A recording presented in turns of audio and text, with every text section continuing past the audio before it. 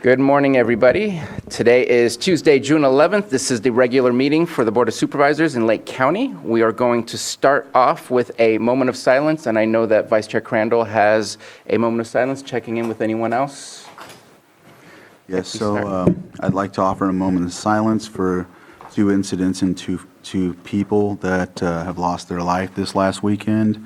One loss of life in a wildfire. So it's imperative that we start preparing and doing what we can with vegetation and being careful with what we do when it comes to just everyday activities to be prepared and be cognizant of what can take place. And so we want to offer our deepest condolences to the family.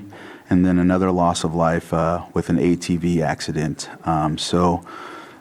Just wanted to offer our deepest condolences to those families, and yes.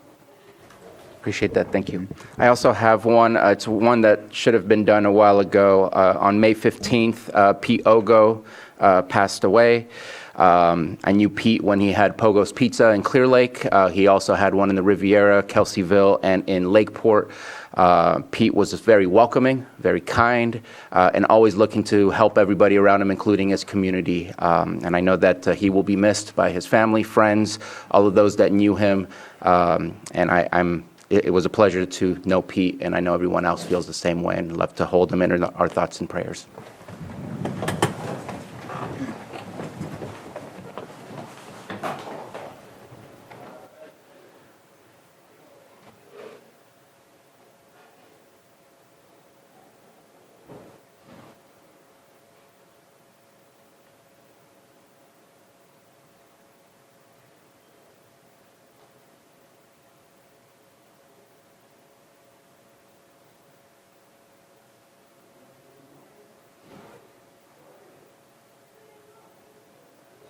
Supervisor Simon, would you please lead us in the pledge?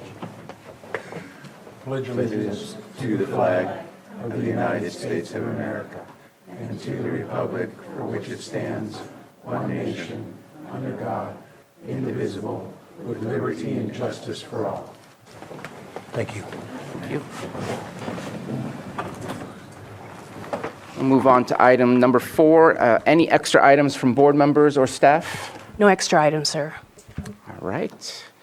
We will go ahead and move on to the approval of the consent agenda. We are going to pull item 5.7 to a further date, so we will not be discussing 5.7. Are there any other items board members wish to pull? Yes, Mr. Chair, I'd like to pull 5.14. All right, and that's for discussion? Yes. Pull that one for further discussion. And if there's nothing further, let's go ahead and open up for the public. Anyone from the public wish to pull an item from the consent agenda? And I apologize, I have not opened Zoom. We're blurry. And are there any hands up in Zoom?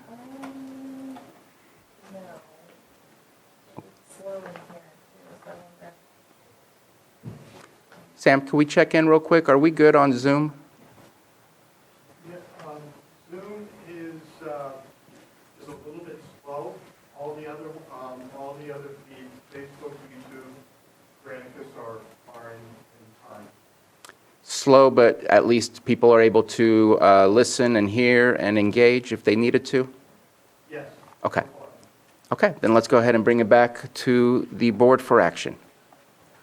Mr. Chair, I move to approve consent items 5.1 through 5.6, 5.8 through 5.13, and then 5.15 through 5.18. Second. We have a motion and a second. All in favor? Aye. Aye. Any opposed? Motion carries. Okay, let's move on to our public input, 9:02 a.m. Anyone wish to speak and express themselves to the County Board Supervisors for anything not on our agenda, please come and approach the podium. Anyone have a public comment? Please come on up. I'm so sorry, I have your input form. Do you want me to wait? No, please, come on up. Good morning, Chairperson Sabatier, supervisors, it's nice to see y'all again. My name is Michelle Scully. I live out in the Highland Springs area, and I used to have the opportunity to work for all of you. And I worked in the administrative office where our purpose was to look out for the best interests of the county and the citizens. And I'm hoping in that time that you came to know me as someone who did that, who was a problem solver and not a reactionary person who came to you with imaginary problems. And I hope that that time established me as a credible witness to you, because I want to call on that today. We really desperately need your attention on Highland Springs Park. I have gone through all the channels. Supervisor Green and I have spoken. I've spoken with Water Resources, and the can keeps getting kicked down the road. The park has been a free-for-all for probably at least the last 6 months since the caretaker left. And just this weekend, a bank of mailboxes to all the people who lived there was knocked out by a hit and run, and I called and reported it. And when the officer was out looking at it, another truck drove by and did donuts in the parking lot. Someone also, we were told by the disc golf event this weekend that someone did donuts on their disc golf course. And it's one of the only parks, if I understand this, that allows drinking, and basically it's unsupervised. And I could go on and on about people hunting in non-hunting areas, not motorized dirt bikes on non-motorized trails. But the biggest thing, and Supervisor Crandall, you teed it up for us, the thing that is just flat out terrifying is fire. And the weeds are unmitigated on the side of the road. I think not too long ago, someone started a dumpster fire. People do warming fires as if you need that when it's 96 degrees, and it's terrifying. And I know that you guys care about that. We all do. And if I knew that I was looking at something that was potentially devastating to the county and to the citizens, I know that you wouldn't want me just to be quiet about it, which is why I came in this morning. It's really terrifying. And I'm hopeful. I understand that there's a county employee who's interested in being the caretaker, so I wouldn't want to come to you without thoughts and solutions, possible solutions. I understand that possibly some repairs need to be made out there. I'm happy to put on my painting clothes and bring a drill if you need help. So it seems to me like if you do have someone, that's the hard part. Get the contract, get them in there, get the gates working like they're supposed to again, people in and out when they're supposed to be out. Years ago, we talked with Sheriff Martin about patrol, and I completely understand that staffing is always a challenge here. But I'm thinking, since I believe it's the county's range out there and all the LE agencies utilize it, possibly it would be a nice thing of all the agencies to say, hey, when we're already out there, we'll do a spin around the park and just let people know we're there. But I wouldn't be here if I didn't feel it was terrifying. Thank you. Thank you for your comment. Anyone else wish to speak? Public comment? Seeing none, and I'm not as a panelist on Zoom, so I can't see if there are any hands up. No hands up. All right. Thank you very much. I do not see our animal control today, so we're going to skip over the pet of the week. Yes, I was just informed there's no pet this week. Okay. Adoptions are going great. We'll move on to our 9:05 a.m. item, presentation of proclamation designating June 2024 as Elder and Adult Dependent Abuse Awareness Month in Lake County. And I know we have quite the team from our social services and AAA. Please come on up.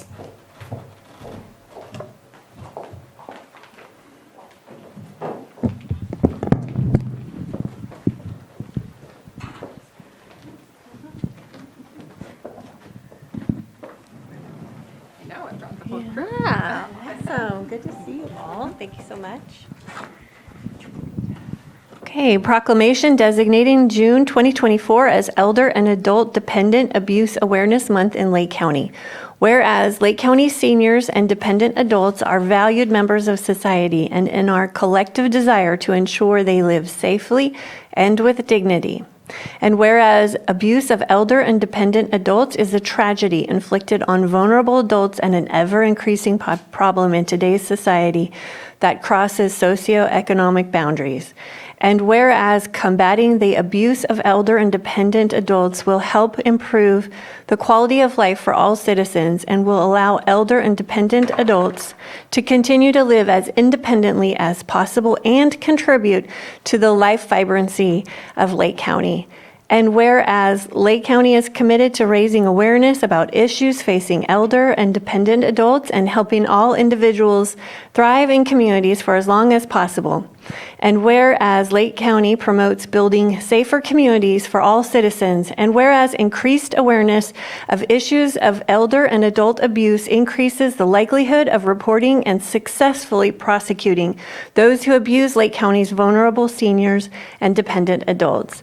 Now therefore be it proclaimed that the Lake County Board of Supervisors, along with the Lake County Department of Social Services, does hereby designate June 2024 as Elder and Adult Dependent Awareness Month in Lake County, passed and adopted this 11th day of June 2024.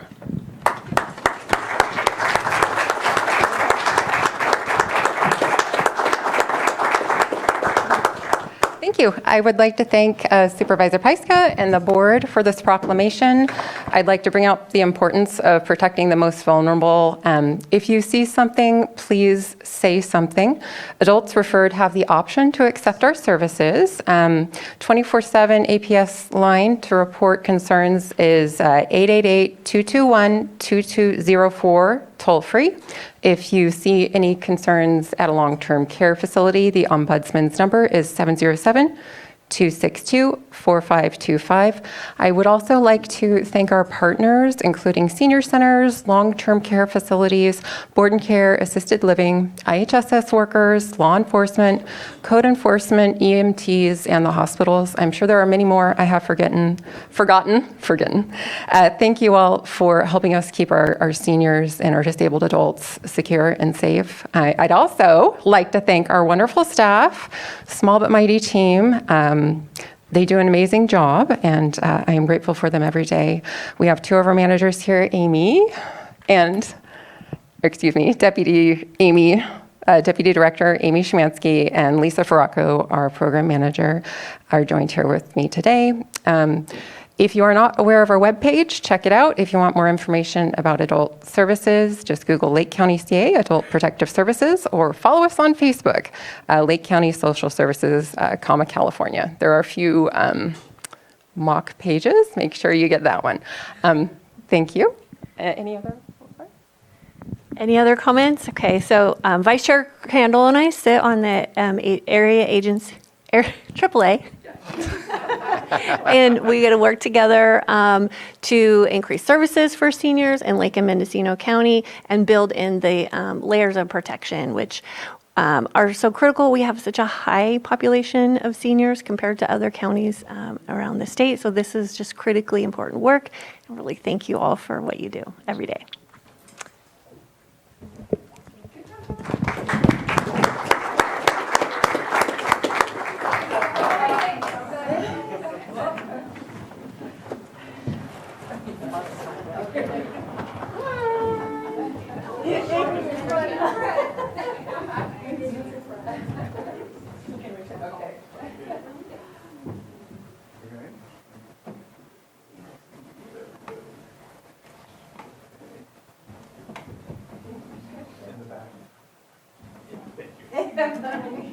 Now we can see everybody's.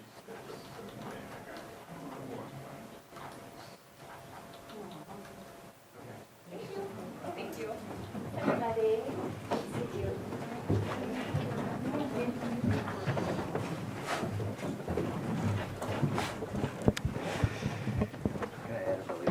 Please. Just a belated comment before everyone dives off. Definitely we need to focus on physical and mental abuse of our seniors, but as I've learned before my mom passed, financial abuse of elders is so common, so prevalent, not just people within family units that may be taking advantage of a situation, but active scammers. I'm a senior now. My cell phone blows up with scams. So if you see it, report it. If you see people that are, you may not be hearing sticks and stones and breaking bones, but if you see somebody setting up camp in a senior's house, if you see people regularly making visits that may not have a business there. Financial scams targeting our Lake County seniors is a very serious problem, and I hope everyone takes that to heart. Thank you for your comments. Going to move along to our 6.4, 9:07 a.m. item, presentation of proclamation commending John Harper for 32 years of service and dedication to the agricultural community. And I know we don't just have John Harper here, we have also others from the extension. If you can please come up as well.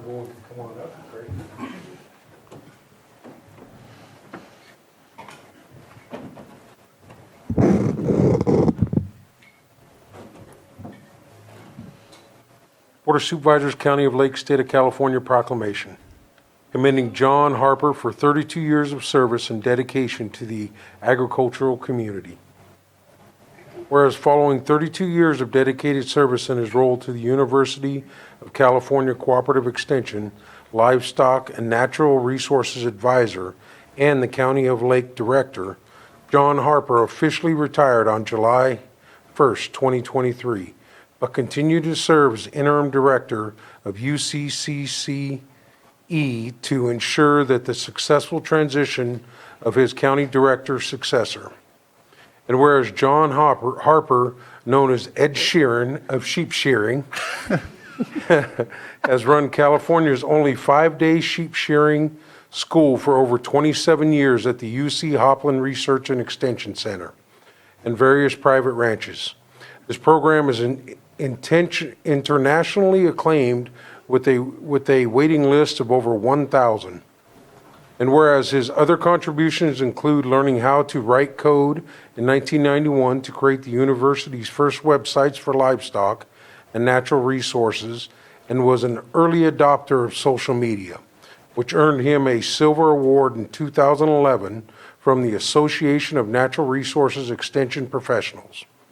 And whereas his contributions to water quality research have been significant, including the development of the first rangeland water quality ranch plan in California and the rangeland water quality planning short course.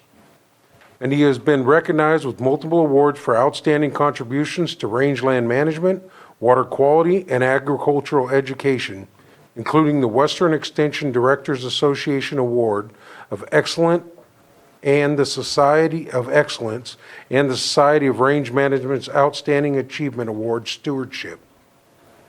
And John Harper continues to contribute to the community through his emeritus status with UC Agricultural and Natural Resources and his ongoing mentorship of the University of California Extension County Director and academic advisors in Mendocino and Lake counties, as well as continuing the sheep shearing school. Now therefore be it proclaimed that the Lake County Board of Supervisors hereby commends John Harper for his exceptional service and dedication to the agricultural community, his innovative contributions to livestock and natural resources management, and his lasting impact on the lives of many through education and mentorship. Passed and adopted this 11th day of June 2024 and signed by the Chair of the Board of Supervisors, Bruno Sabatier.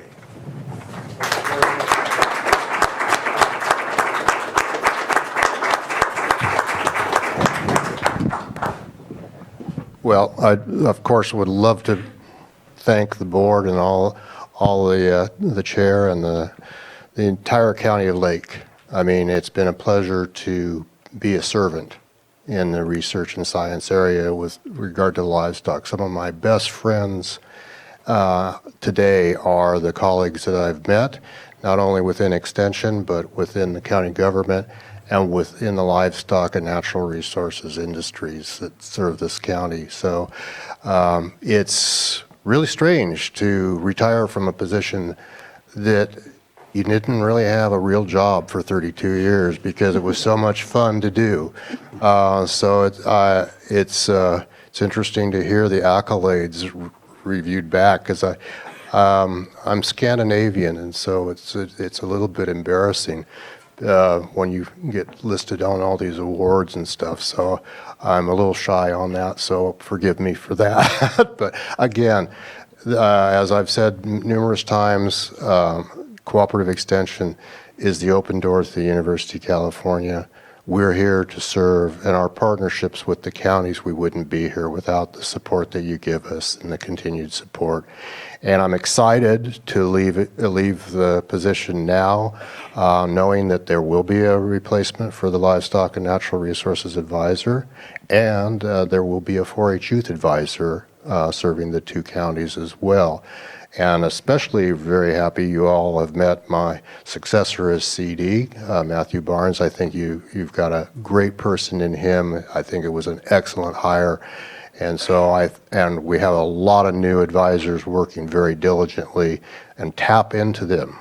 Make sure you make contact for the folks in your districts when an issue comes up. You always have to ask us. We'll politely say no if we can't help you. But it's not just our advisors in the field, but it's, again, the whole network of the University of California. So thank you. It's been an honor to be the Livestock and Natural Resources Advisor serving Lake County, and it's also been a tremendous honor to work with the board and the department heads in the county over these years as the county director. So thank you very much. I appreciate the honor.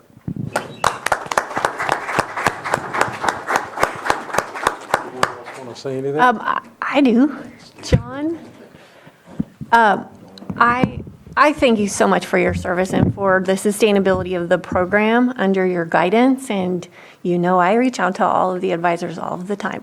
And it's incredible that we have those resources here and have really changed the trajectory of a lot of the work that we do, particularly around tree mortality and having Mike Jones available to us. That really strengthens our community. So thank you so much for your guidance over the years. I want to thank you for your patience as the rookie supervisor, trying to learn your role and the supporting roles of the field advisors, and knowing your office was in transition. I was very heartened by Mr. Barnes's presentation. I think that's going to set good footing. And as we said during that presentation, this is a world-class agricultural community. We have world-class projects that are going to be coming up that we are going to be relying to UC. And of course, the University of California has global reputation for its leadership. So thank you for all the time you've spent with us, and apologies for milking that last bit of Scandinavian embarrassment over these accolades. But we're super happy that you were here. And John, just want to say, anybody who has served our communities for 30 years should be honored. The fact that you have all of those accolades attached to the work that you have done over the years, and the integral part of what agriculture plays in our communities makes it that much more important. Thank you for your dedication, your innovation, taking the initiative to do things that have not done before, hence why you were recognized for those things.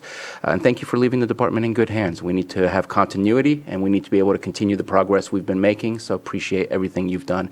And does that mean you sing while you do the sheep shearing? Well, my alter ego is a banjo player. I've played in bands before, so part of my retirement plan, there's a really good t-shirt I want to get that says, my retirement plan is to play my banjo. Nice. Yeah, and there actually are some songs about sheep shearing that we have.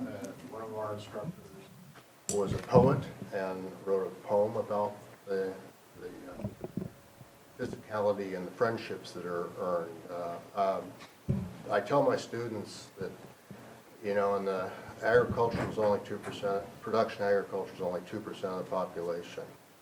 The livestock industry, now you're getting into the 0.5% of the population.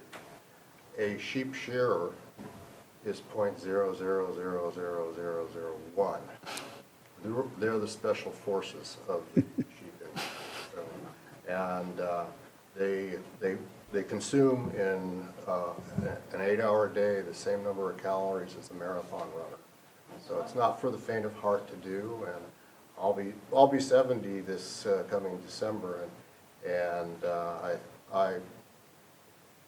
it's such a fun thing to work with these groups, and to now I have my former students are helping me instruct the course.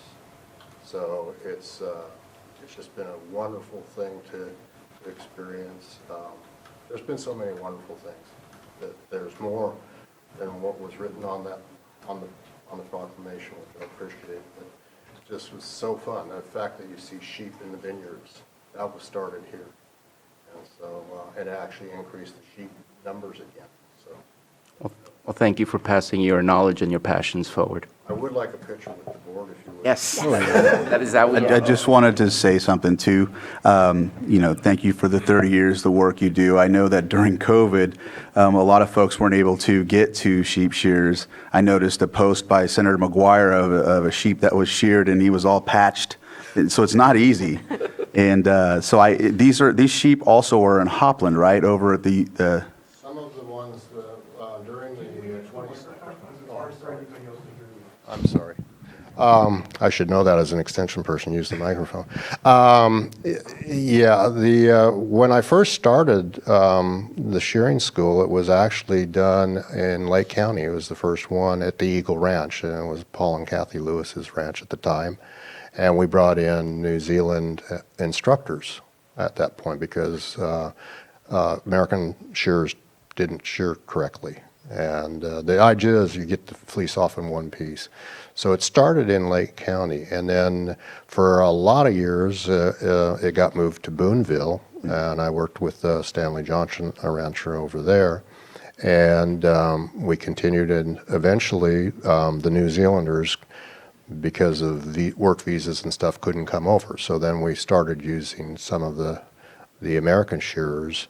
In fact, one of them that I worked with for a lot of years was Mike McWilliams, who was on the USA shearing team. Just like the Olympics, the Golden Shears competition in Australia is like the Olympics of sheep shearing. And I think now they've got it down to 20 seconds per sheep. Okay, so pretty impressive. But everybody in Australia and New Zealand dreams of being on those teams. And Mike McWilliams was represented the USA team, and he helped me teach for quite a number of years there at Stanley Johnson's. And then Stanley passed on, and so we had to move it, and we went to Hopland, and we were there for quite a long time. And then we did a brief stint because their sheep numbers went down, and I needed 350 head of sheep to guarantee that the students would have enough sheep to shear, and we didn't have that at Hopland. So moved back to a private facility, and the Irwins, Robert and Jamie Irwin, who are based over in Clear Lake Oaks here, they provide the sheep for that. We did the first two. We couldn't do it during COVID, but we did the first two over in Ukiah at the Twining Ranch.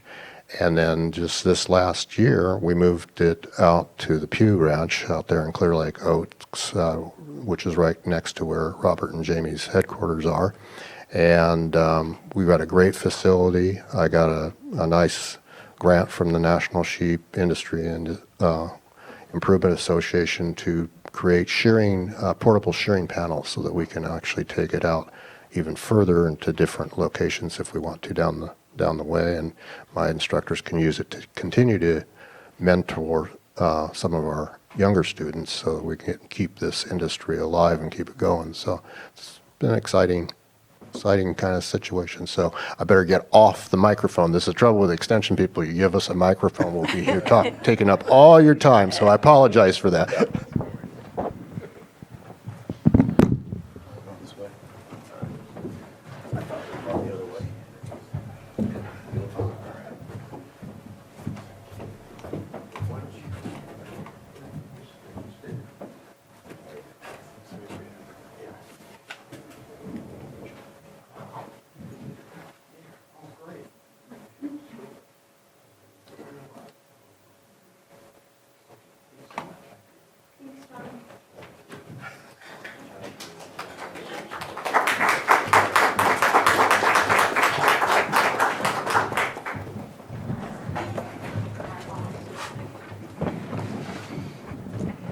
Thank you for that. We're going to move on to item 6.5, our 9:10 a.m. item, presentation of proclamation designating June 15th, 2024 to honor Indian Child Welfare Act Day.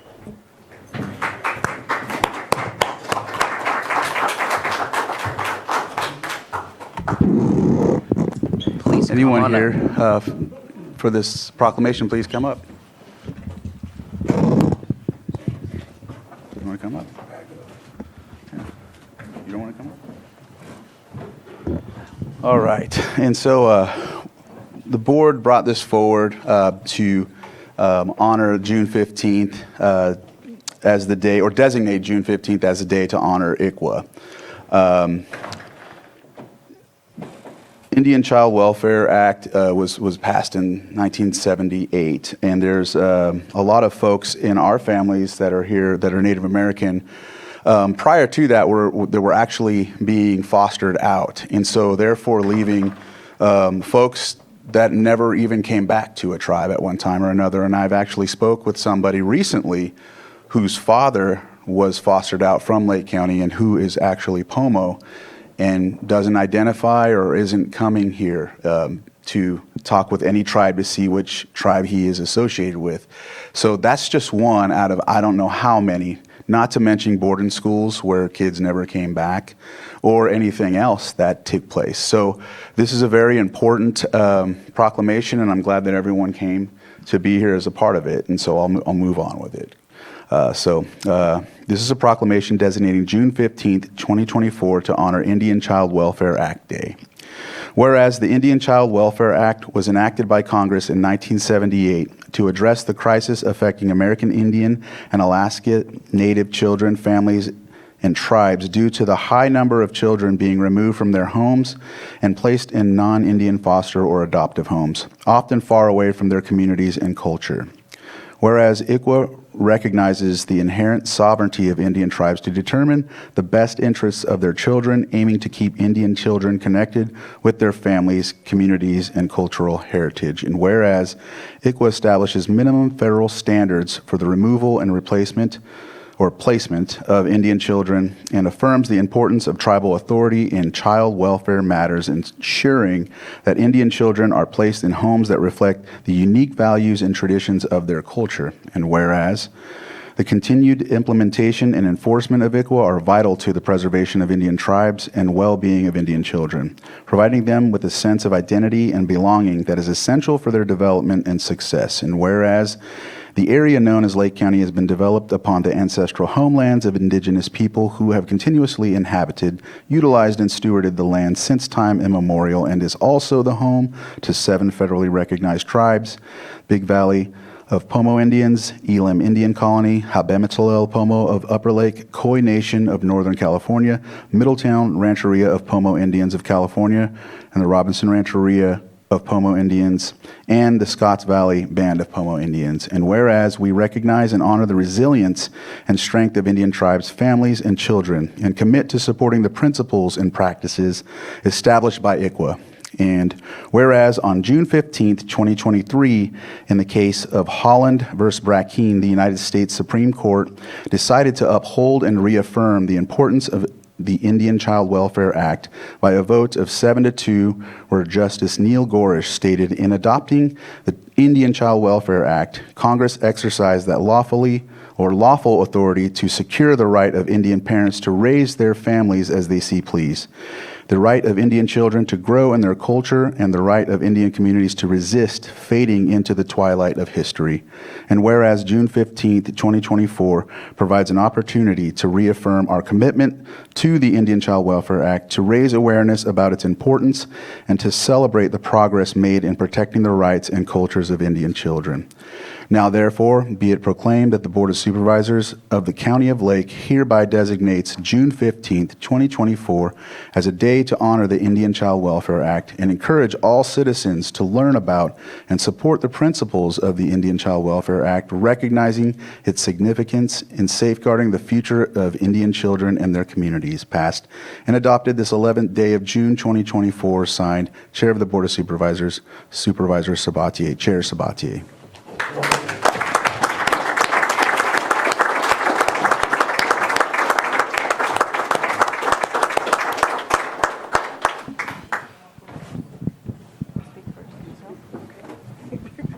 I want to thank the Board of Supervisors for proclaiming this day as Child ICWA Day. Thank you, Supervisor Crandall, Supervisor Simon.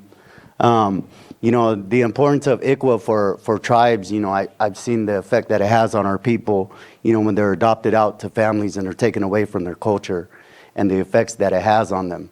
We have tribal members that come back and they're just lost, and to be able to keep them in the homes especially within their own tribal community is very, very important, and we work hard to keep that, and so I'm just very grateful for this day, and thank you guys again.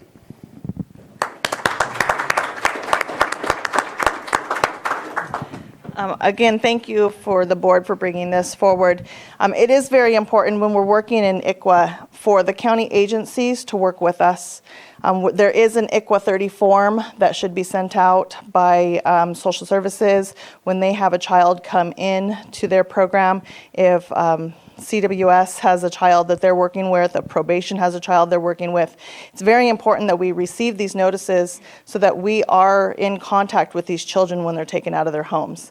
And that does not always happen, especially in this county, unfortunately. So I would like to bring that to awareness and to make sure that our county agencies are working with the tribes. Myself for Scotts Valley, we have Nancy for Big Valley, Marcia for Robinson, Tatiana for Upper Lake, and Ursula for Middletown. Just to make sure that all of the agencies know who we are, know our faces, and have our phone numbers to make sure that our children are getting connected with their people. Our culture is very important, our teachings, and just making sure that they have additional resources when needed.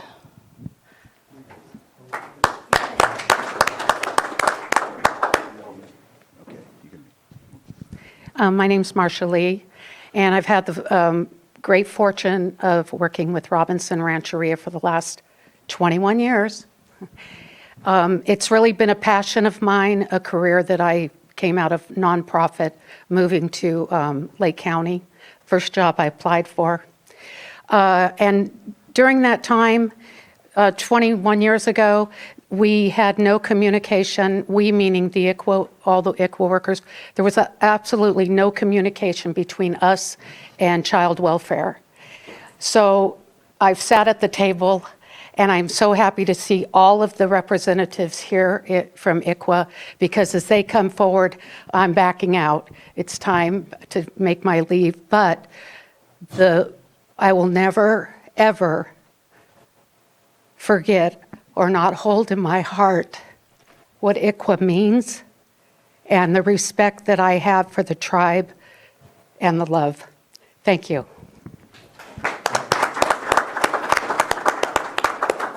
Thank you. On behalf of Habematopoma of Upper Lake Tribe and our vice chair that's present here today, I'm Sherry Trepp. I'm the chairwoman, going on 16 years as leading the tribe.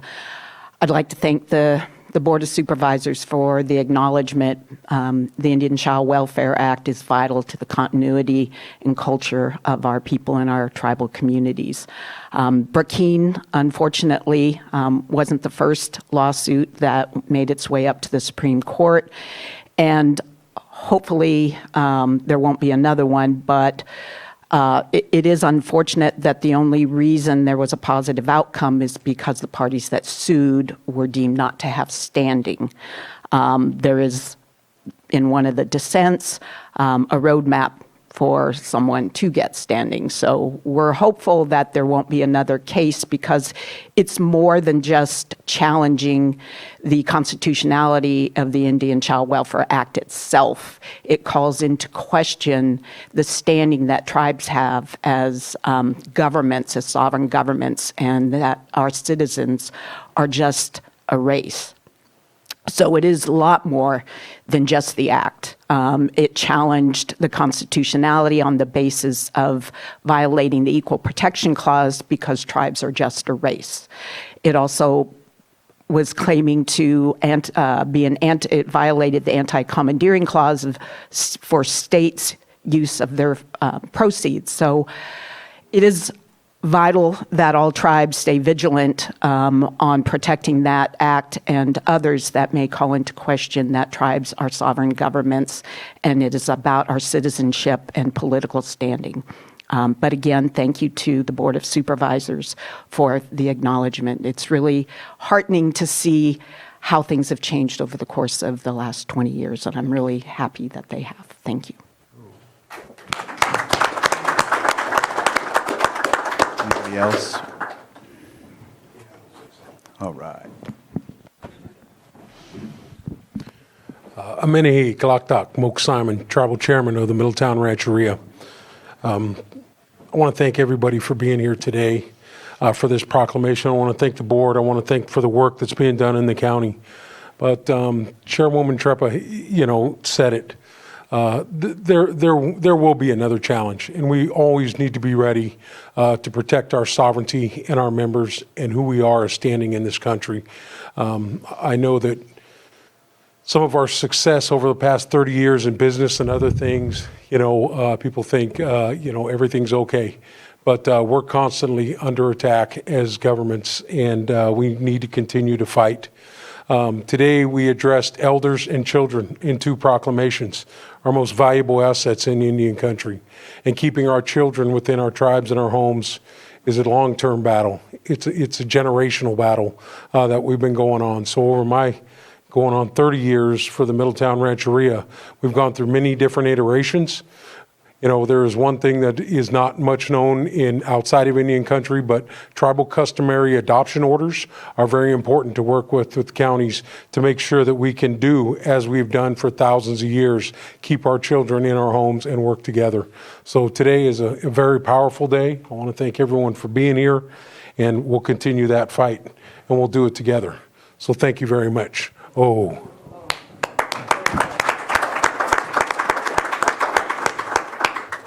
So I'll just say lastly that in the proclamation it talks about educating, and just want to go back to about 2 or 3 weeks ago. There was a ceremony at Bloody Island, a sunrise ceremony, and in that there were Boy Scouts that came forward and attended it.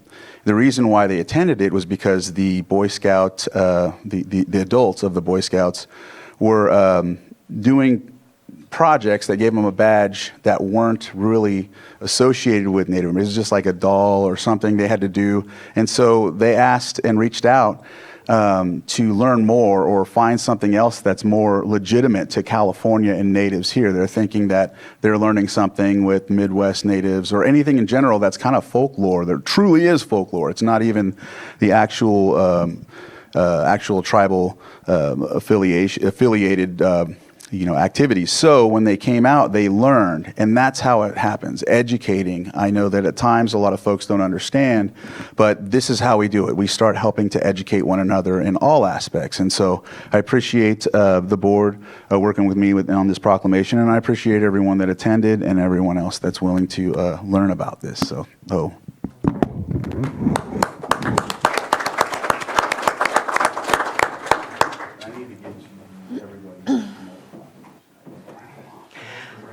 Yeah, Vice Chair Simon, I'm sorry, Vice Chair Crandall, I really appreciate you bringing this forward. I appreciate all of you coming today, and that we have the ability to highlight and bring attention to these issues so that we can begin to work more collaboratively and break cycles and break silos and use all of our resources together to lift up all the communities. So thank you so much.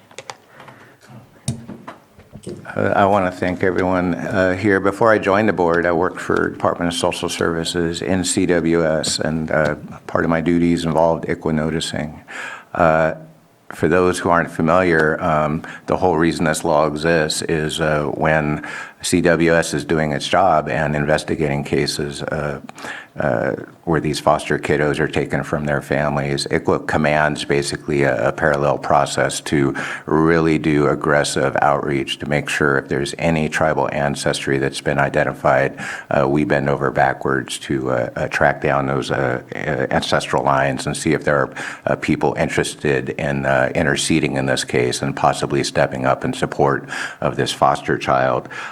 It is a lot of paperwork. It is a lot of certified mail. And I'm so proud to see our local representatives, including social workers, step up when we're noticing tribes out of state. What we found is not all tribes have social worker staffs. Not all tribes have good records to check ancestry. And when they get these big old ICWA packets from out of state, it can create quite a burden on them. Some tribes just like, oh, we can't even handle this. I've literally had responses saying, we have nothing for you. And yet the history of this law and why we're doing it is, especially in California, such a shameful history of when kids were taken from families, actually bent over backwards looking for white foster parents as opposed to tribal reunification. So when we talk about being trauma-informed, ICWA and my training in social services was really my first introduction to the very extensive traumas that have been suffered here in California. So I want to assure those gathered here that while I was at social services, and I'm sure it continues today, we took ICWA very seriously. And I want to thank program managers, Mary Pagan, Kim Costa, poor Tyler Warren, I think is the staff service analyst that picked up these duties after I left, and Gracia Albin was my supervisor before that. All of these people really informed me about the history of this law. They gave me the proper tools to apply this law. And I just want you to have every confidence that I'm sure there's still challenges, and you probably need an ICWA 10 and an ICWA 30 flying here and there that didn't get done. We know there's a process, and we're going to apply that process robustly here in Lake County. And I think that's a cause for celebration. I want to thank Vice Chair Crandall for bringing this. I know that it feels like I'm constantly gaining in education and knowledge because of the colleagues that I sit with here at this dais, and I couldn't appreciate that more. I know that our focus is to build a better future, but we can't necessarily do that if we don't do something about the past. The past has placed people in different positions, some that don't have the same opportunities as others, and that's our goal, is to equalize that opportunity so everybody can succeed in their lives and reach their dreams. I do want to pick on one person in this group. I got to say, Katie Ray, you are everywhere. Whether we're talking about education, homelessness, healthcare, anything related to social services, I just want to appreciate your advocacy. I see you everywhere, and I admire your efforts in what you're doing, and I know that you're constantly always educating me as well and trying to raise me in better knowledge and better understanding of what I need to do when I'm on this dais. So thank you so much.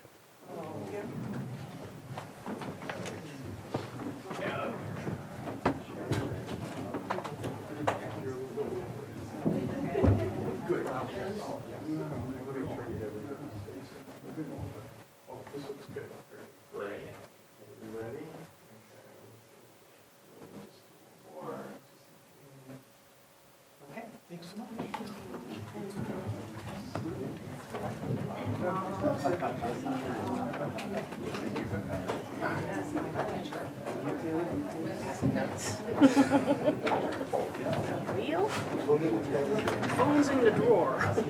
Yes, I think we can accommodate.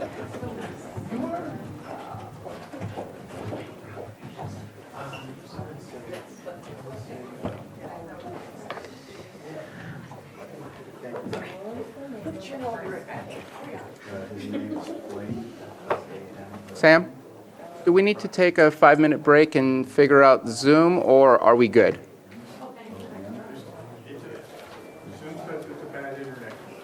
Okay. We can't solve the internet.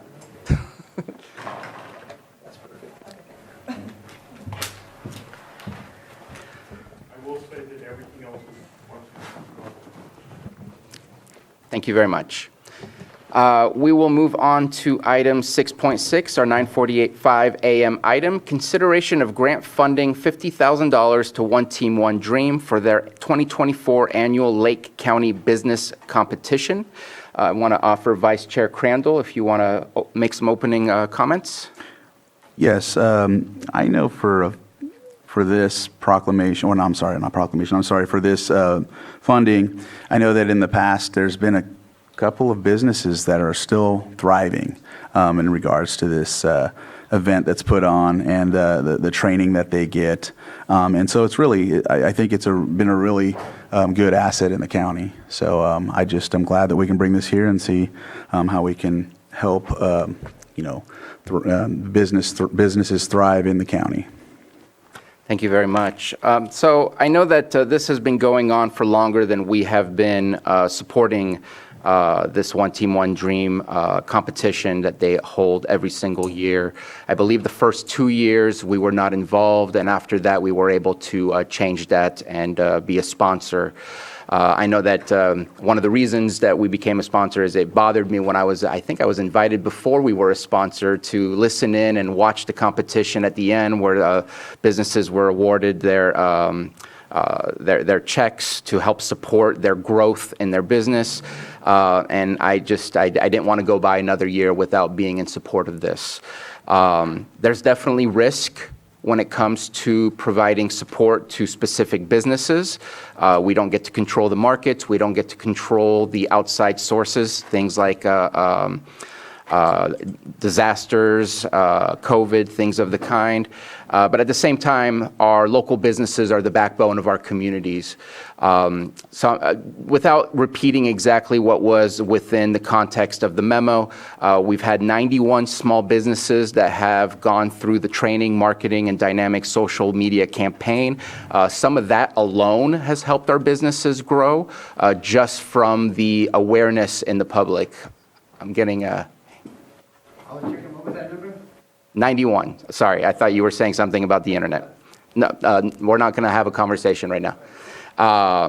And so 91 businesses have gotten some help already through this process, and without having to win the competition itself, they get that media awareness to the community that those businesses are here, exist, and provide a service to our community. The winners thus far, there's been 27 local businesses over the past 4 years. 6 are in the city of Clear Lake, 7 are in the city of Lakeport, and 14 have been in the unincorporated areas of Lake County. I know of one business very closely, Lamb Printing. Soon after they received their winnings, which was, I believe, the second year, they doubled their business. And in fact, today, they're working with the city manager from the city of Clear Lake because they need to expand their business even further. They've grown outside of the facility that they're in. Last year, the big winner was Terrell Martial Arts in Middletown. He won, I want to say, at least 2 or 3 awards. He won the People's Favorite Award. He won the overall big award for the expansion of business. And I forget what the third one was, but there was a third one. And I know Terrell Martial Arts very well. My son used to go to Terrell Martial Arts as well. I think that, again, with local businesses being the backbone of our community, any way that we can provide support is a return on investment. Though again, I will say there is a caveat that there is risk. Already within our budget, before even bringing this to the board, there is anticipation for $30,000 to be placed into a grant for One Team, One Dream. However, the way that I see it, maybe this is not the way the rest of the board will see it, the city of Lakeport grants $10,000 with some in-kind contributions. They allow the use of their buildings and facilities for free. The city of Clear Lake grants $30,000, and it's awkward for me to stay at $30,000 to match what the city of Clear Lake is doing. Hence, in a conversation with Vice Chair Crandall, looking to see if we can go to the $50,000 level in order to really show that the county, who has the largest population, would be able to provide the largest sponsorship of this competition. I want to give some time and space also for Olga Martin Steele, who is one of the co-founders of One Team, One Dream, and who has been involved for the last 4 years in this competition, to speak on any updates and information. And this is also, she was the person who wrote up what is going on with our finalists from last year in 2023, which was also an attachment to the agenda item that you see before you. Thank you. Thank you for that introduction. I am Olga Martin Steele. I am co-founder and chair of One Team, One Dream. We are a nonprofit. You did a very good summary of what we've been up to. There are actually some really amazing results coming out of this program, and I want to mention Jitterbean. Jitterbean is it's a little coffee house, you drive through. She opened her second store with the funds that she received. She's looking for a third. That's how well she's doing. She's got 20 young people working. These are, young people out of high school, in high school, on their way to college, learning about the business. I want to mention another, Gilligan's Island. They started as a food truck. They tried it over on the North Shore. God bless them. Couldn't make it on the North Shore. They moved to Lakeport. They are doing a fabulous job. They're going to be on America's best restaurants very soon. I think September is when they're going to do that. There's a lot more that comes from this program than the fact that they get money to step up their business or to start a business, whichever the case might be. The training is invaluable. I wish we could give it to everybody. They learn actually how to figure the markets out. They learn out, do they have a niche? Are they likely to succeed? And they learn to do some research that most of them didn't have a clue before they came to us. I guess the other thing I want to say, because I know these budgets, I worked for government almost all my life, been in the shoes where you had to make tough budget decisions. I do want to say something, though, about the government nonprofit connections and how important they can be. This is a program to support, to grow, to help, to boost our small businesses. Small businesses are the backbone of rural economies. I think you probably all have read that and know that. But we do it for free. We don't hire consultants. Our board does everything we do ourselves. We take from what we learned when we worked in government or private industry. The other thing I want to say is, and I think that's an advantage, I think that is an advantage. We are talking about economic development. There are many aspects of this program that go beyond the fact that we give money to people. The fact that we could pull in corporate, other businesses, the cities, and the county in to support this program, I think speaks pretty well. Government can't do everything. We all know that. You know it better than anyone. And so we're here to try to fill some of those gaps. So with that, I ask your support for the increase. I want to thank you for supporting us the last 2 years at that $30,000 level. We very much appreciate it. We're going to, our goal, it's not a goal, we're going to do it. We are bound and determined to keep this program going, and we're going to give $150,000 out this year to 8 businesses. I also want to say that on May 31st, the application process closed, 79. 79. That's a big potential for this county out there. We only could pick 20, and we've picked the 20, and they're good ones. We're not announcing them until tomorrow because we're in the process of getting in touch with everybody that it was in the competition this year. So a lot of potential for growth here. I think we bring a lot of value to the county, and I know of no other program that is doing what we're doing in this county. Thank you very much. And if you have questions, I'm standing ready to answer them or try. I think I'd like to take a 5-minute break before we move on, and I apologize for that. I just want to take a quick 5-minute break when we will continue with the conversation with question and answers, and we will reconvene at 10:05 a.m. Thank you. Thank you.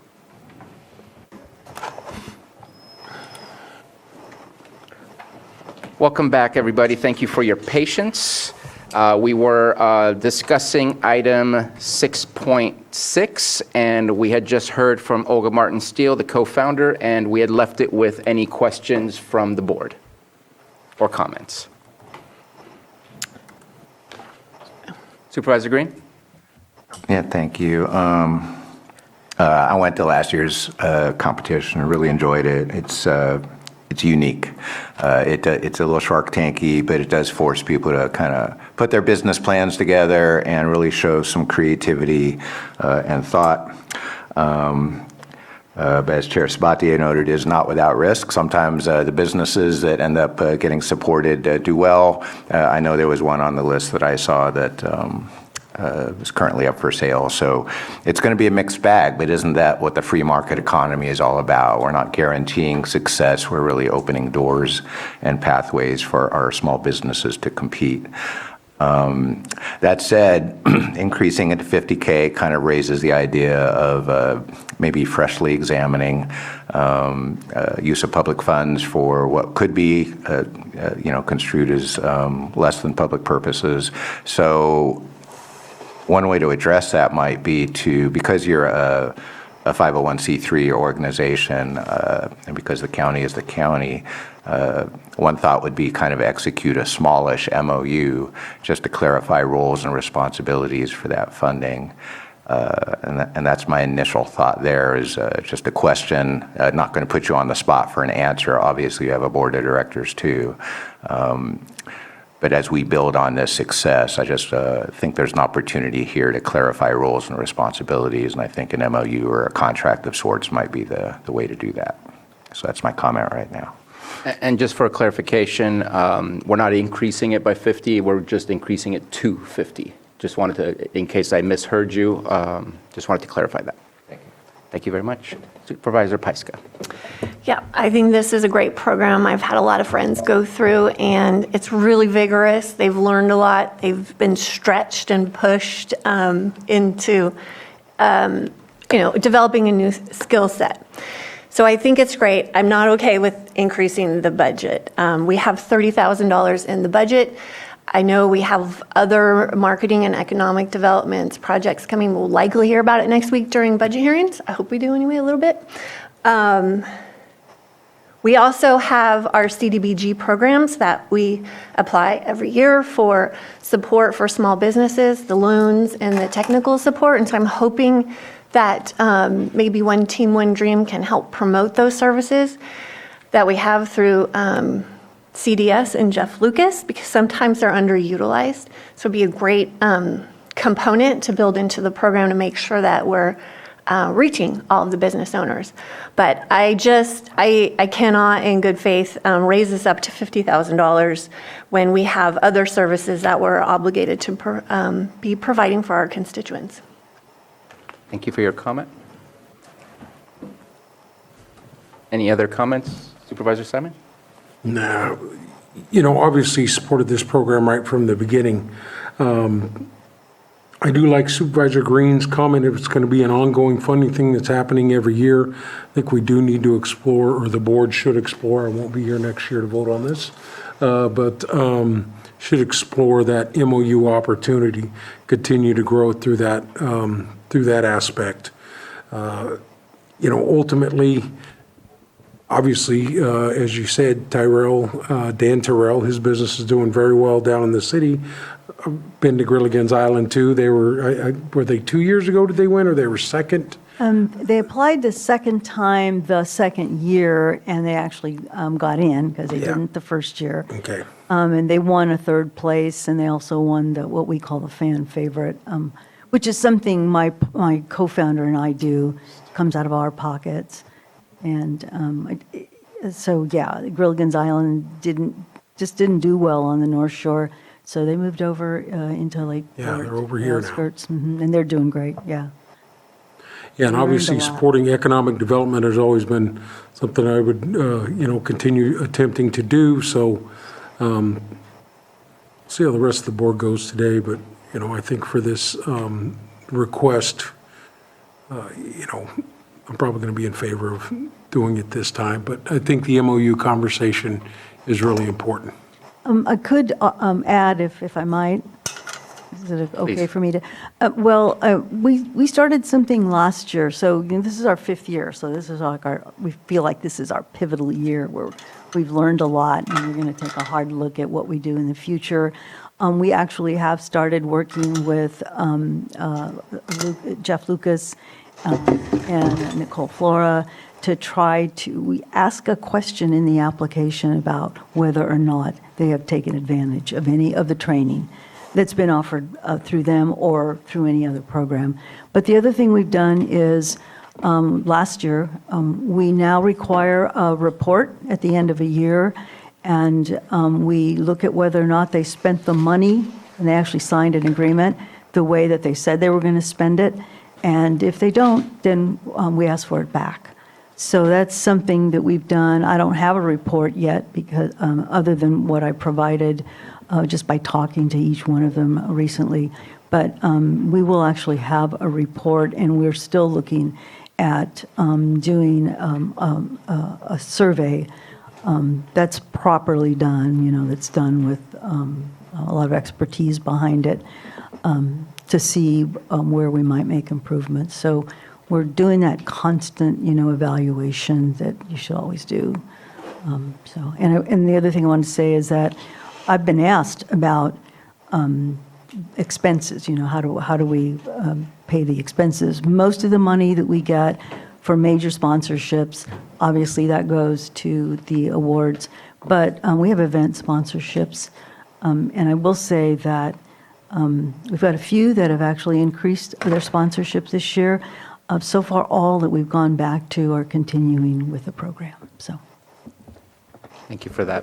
And just to at least discuss, while it's not on there, I think giving consensus to have to bring back an MOU, I think it's always good to put a relationship in writing when it's a professional relationship, so that we know what roles and responsibilities we have. I know I'm doing similar changes over at PEG TV right now, trying to build an MOU between PEG and the City of Clear Lake, because we have in-kind contribution, but there's no definition of what that means, and so we're getting that defined, and I think this would lead us to a better understanding of what exactly is expected and why it is that we are supporting the competition. So I would love to get a consensus to bring that back at a time sooner than later. Yeah, That's a yes fine. for me. Okay. Any other comments before we open it up for public? All right. Let's see if anyone wishes to speak on this item.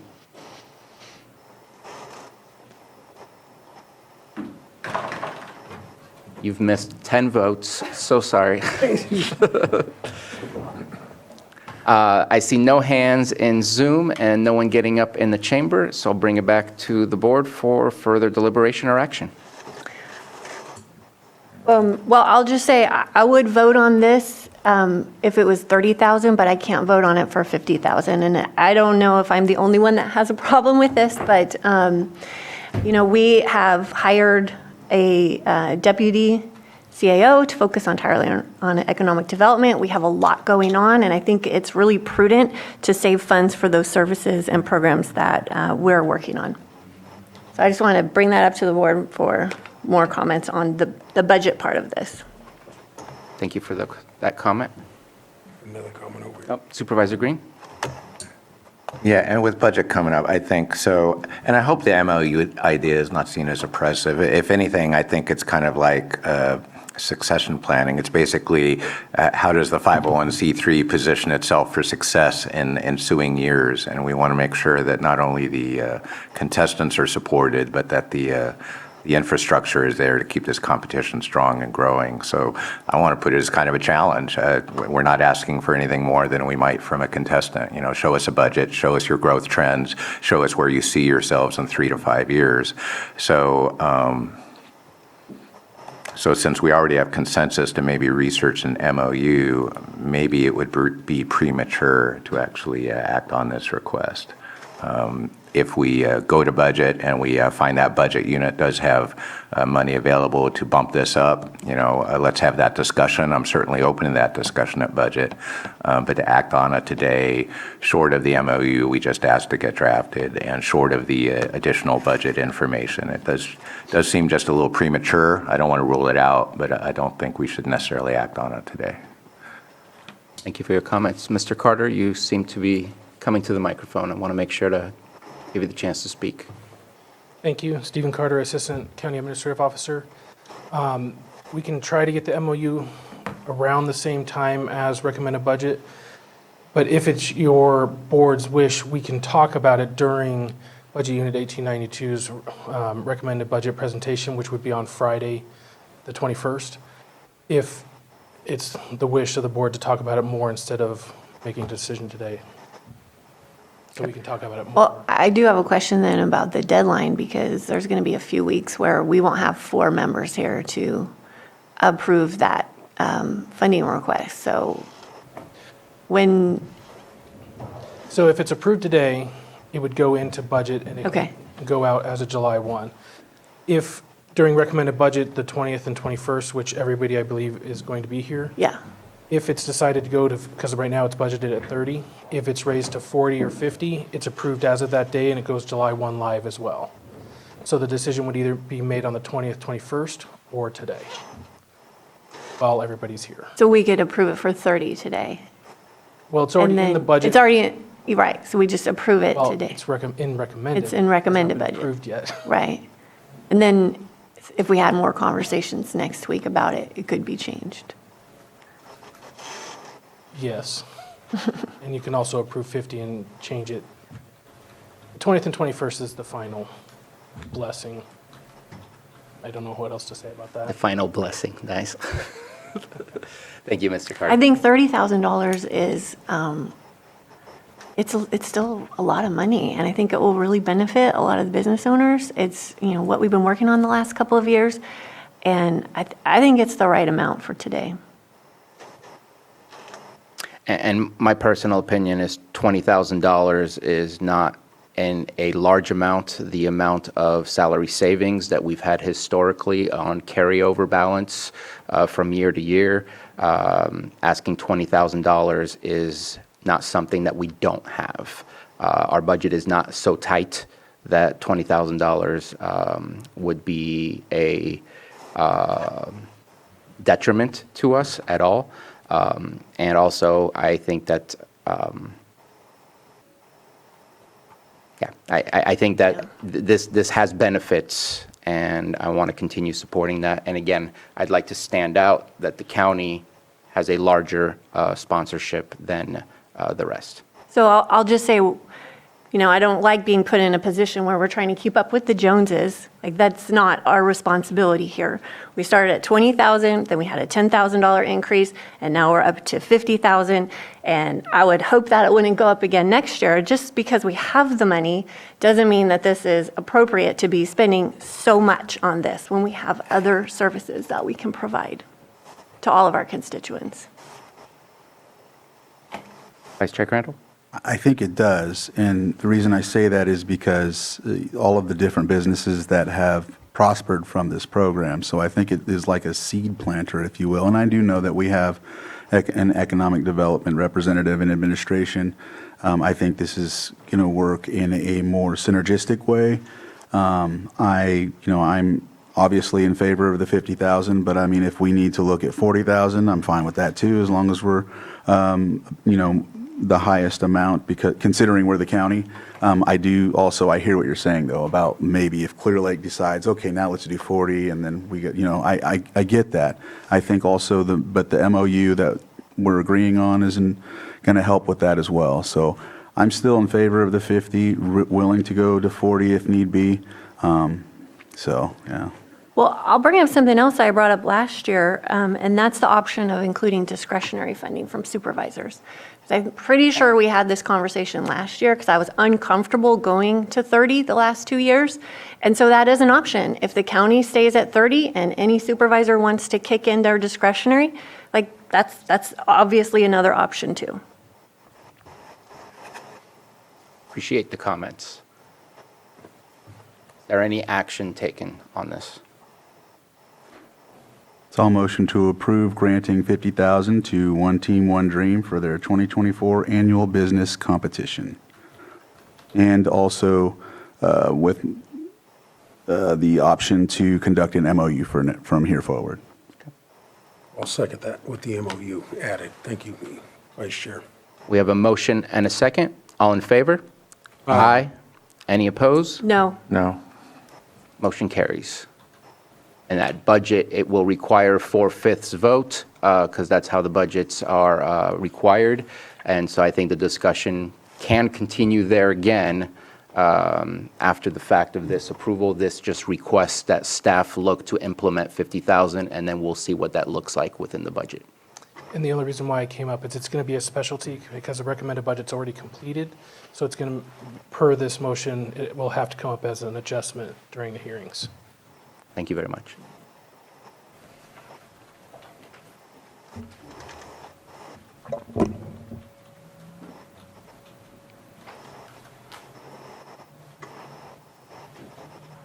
All right, we are going to move on to item 6.7. Item 6.7 had some notification issues. That item will be moved to June 25th at 10:15 a.m. And at this moment in time, we will not discuss the item itself, but I do want to open it up for any comments about the moving of the item to that future date. And if there's no comments from the board, I'll open it up for the public, again, to speak solely on the moving of the item. I see no hands in Zoom and no one in the chamber getting up, so I'll bring it back to the board for action to move it to that time and date. So I'll motion to move item 6.7 to June 25th at 10:15 a.m. I'll second. That's good enough, Mr. Guantavano? Perfect. So we have a motion and a second. All in favor? Aye. Any opposed? Motion carries. So we do have staff here for two items. So let's go ahead and start off with 5.14. Approve the plans and specifications for the Lucerne Harbor Dredging Project and authorize the Public Services Director to advertise for bids. Director Ewing, welcome. Good morning. Lars Ewing, Public Services Director. Typically for approval of plans and specifications for a project, we put it on consent and it was requested to be pulled. I'll give a brief summary of the project. It is dredging of Lucerne Harbor. It's been a project on the books for quite a while, and we have worked through a variety of issues, and we're ready to go to bid. We have funding lined up in Budget Unit 1781. There are mitigation measures that are required during the project, and we have a plan in place for that, both tribal monitoring, archaeological monitoring, as well as off-site disposal. So I think maybe there I'll just pause and Chair or Vice Chair Crandall, if you. No, I don't have any questions. I think I just wanted to make sure that we pulled this to, just have a discussion about it so that the public can see this. I know that at the Central Region Town Hall last night, it's usually a running item on their town hall agenda. So I wanted to just make sure that we had somewhat of a discussion about it. I know it's something that commonly in any other situation would just go right through on consent, but because it's been such an item of interest on that agenda, I just wanted to make sure and give somewhat of a timeline as well. And it's to support what's happening as of now, because it's been reported to the Central Region Town Hall that this was taking place this year, and it is. And so I know that there's been other discussions and folks that are stating things, and I know it's just because they don't have the right information. And when this started, it was like 2019 when we approved the funding.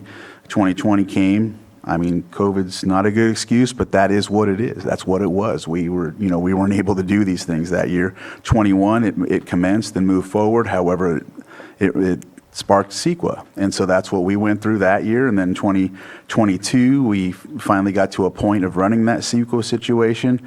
And there was actually an artifact found. And so when that takes place, it takes a while to move forward from there. So I just want to say that, Lars, you've been pushing this along, with the limitations that you had here and there, and it's not anything against you. It's what you've had. It's things that have taken place. So you're on time with everything that you've said. In my opinion, I've been watching, and I appreciate you working through this, giving updates to our town hall. I'm glad that we're here, and I just wanted to also add that everything that's been reported, we're here, and it's been what you've been reporting to the town as well. So I know it's taken a while, Government takes a while.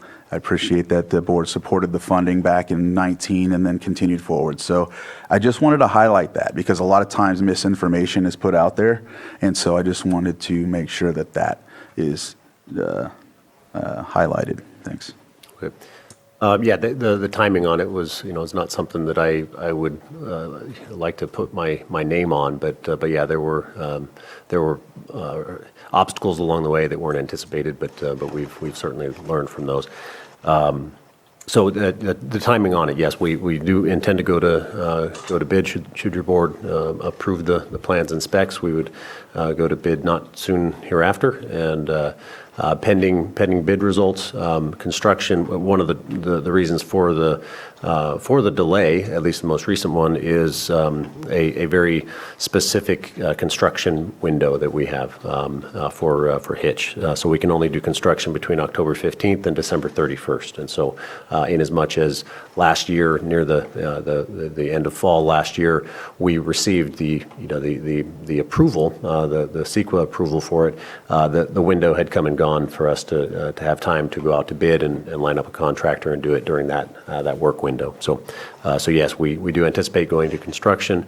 And to call it construction, it's deconstruction really. We're not building anything, but it would be this this fall and winter. So happy to answer any other questions here.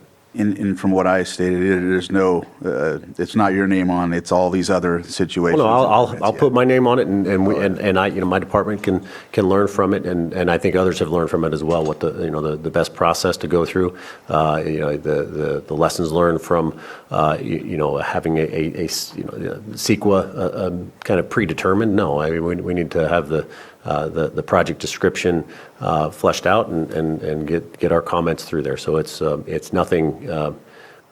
We've certainly learned from it, my department and others. Yeah, we all have. Me too.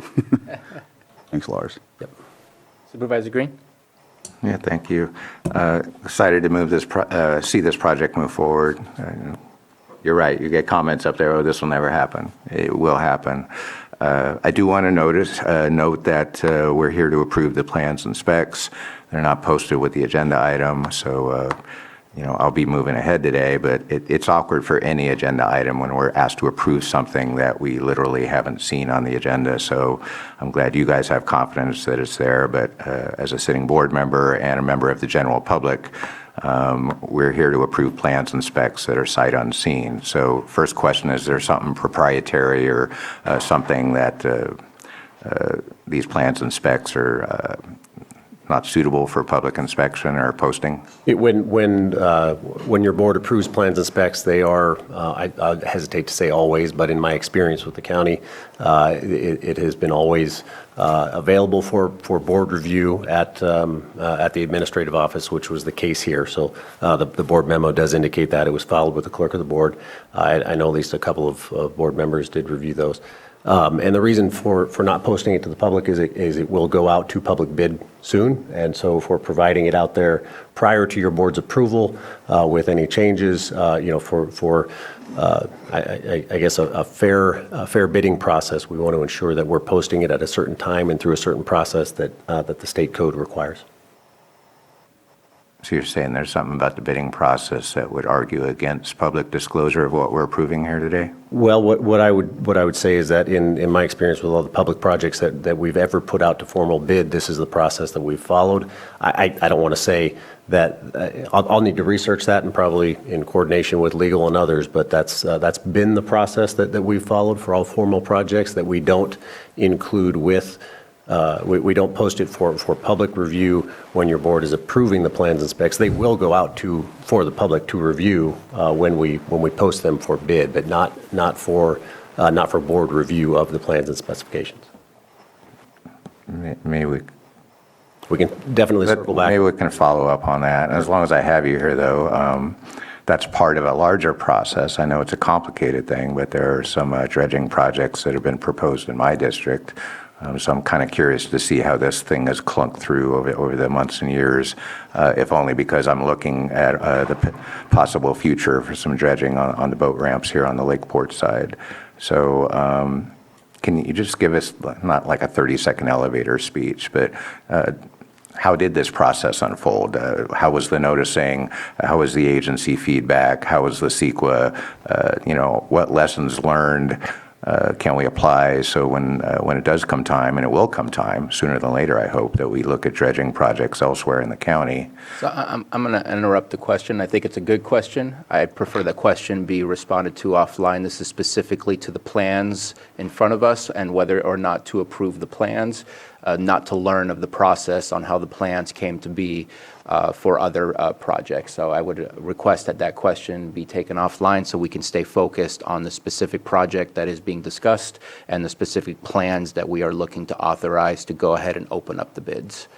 Okay.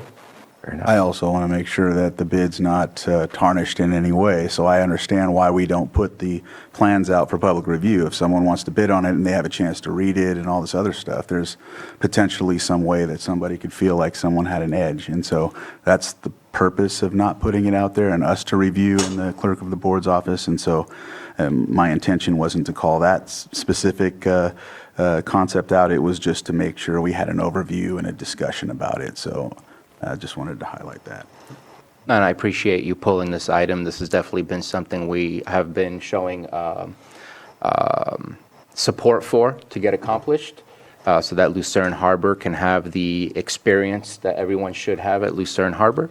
Appreciate the timeline being provided between October 15th and December 31st, and appreciate the fact that the plans and specs were available. I did go through the packet yesterday, and it was easily available, and so was able to go through that. And I think that it's about being fair and equitable to anyone that wants to provide a proposal, that everyone can have that access at the same time and not at different time periods. I think it's kind of similar to the agenda. We don't receive packages before the public receives the packages for the agenda. We receive them all simultaneously. And so I see that as being very similar.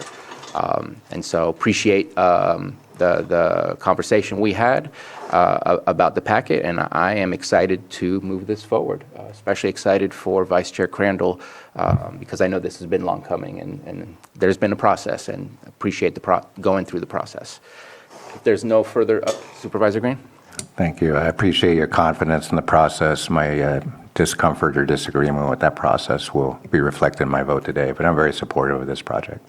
Okay. If there's no further comments, let's go ahead and... Yeah. Oh, yeah, you're open to the public? If you want to speak. Oh, no, go ahead. Yeah. Yeah, let's go ahead and open up for the public. Anyone from the public wish to speak on this item? I see no hands in the Zoom room, and no one getting up in the chamber. Bring it back to the board for action. Mr. Chair, I will move to approve the plans and specifications and authorize the Public Services Director to advertise for bids for the Lucerne Harbor project. Second. We have a motion and a second. All in favor? Aye. Any opposed? No? Motion carries. Thank you. Thank you very much. And I think the next item, I don't know if you want to stay or... I'll be available. It's not my item. I'll be available if there's questions. Thank you very much. We're going to move on to item 7.3, consideration and discussion of an agreement with Black Dog Designs for Trails website for an amount not to exceed $31,559.97 and authorize the chair to sign. Mr. Rickelman, welcome.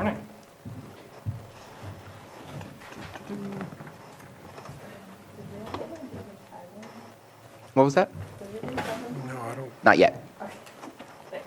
I wanted to hit up the ones that we have staff in the room for. Did you bring up the PowerPoint?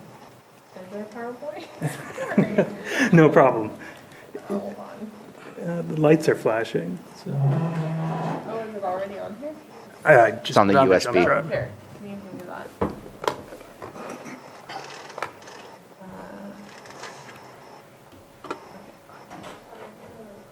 Minimize. Uh-huh. It's on the jump drive. So if you go to the File Explorer.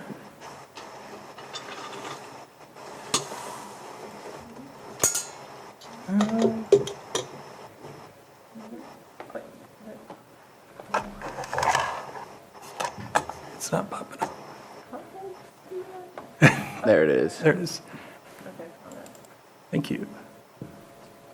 Perfect. Mr. Carter approached and everything showed up.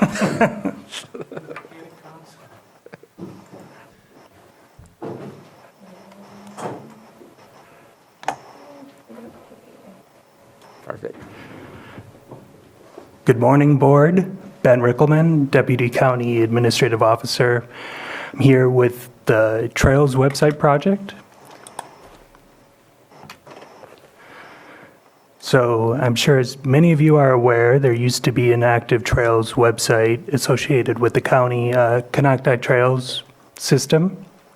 I think it was a great community resource, and we were recently approached of possibly relaunching it. The advantage to this project is about 75 to 80% of the content is there, and we can access it through the Internet Web Archive. We have access to all the existing data. So it was a great resource for the community. I mean, just kind of dated design-wise, and that's totally understandable when it was created. So this is more of a refresh and update of the information.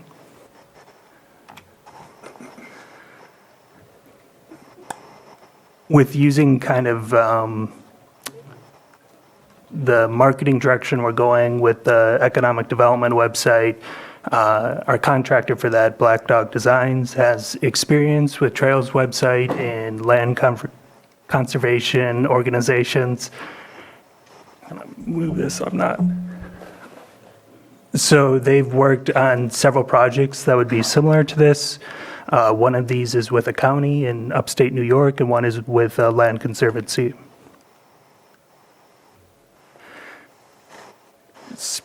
Speaking about the design, so this is part of the economic development website that's in development. They've been, I would say, about 90% done with the design elements. We're just working on content creation at the moment. So that should launch in the next few months. We're just working on building up our photography library and writing out the copy. So if this project was to go forward and have a similar aesthetic to the economic development website, it wouldn't be a copy, but since Black Dog's kind of gone through the branding exercise, they've now been to the county for a series of meetings twice. So I feel confident they have a strong grasp on kind of the dynamics here. Just to give you more of a feel, this is the website in development. And so the Trails website would look somewhat similar.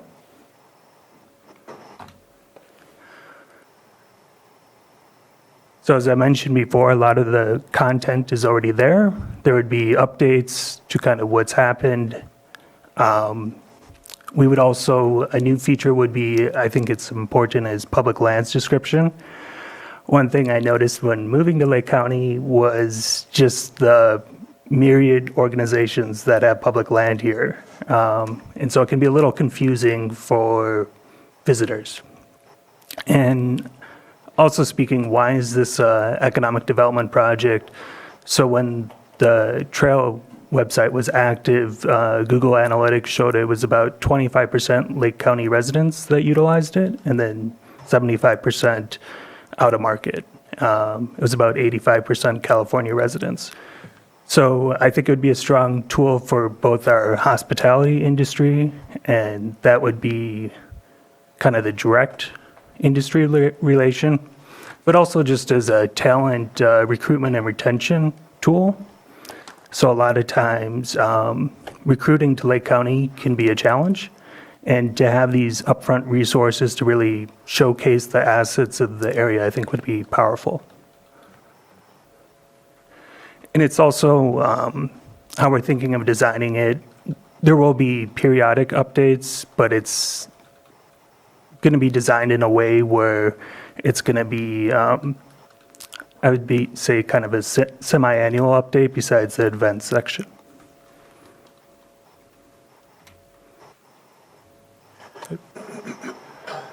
So the contract terms with Black Dog would be $21,600 for design and then $3,319.99 per year for hosting and support. There was a question with regards to the time frame for the hosting and support. So we made the contract language a bit different. So those full 3 years will be part of the launch. It was originally drafted the other way because this would utilize ARPA dollars. And because it's ARPA, federal law has to be expended by 2026. So the annual payments for hosting and support would still all go out by 2026, but the time frame for hosting and support would be for 3 years once it launches. And we're going to amend the economic development website so that's a similar structure.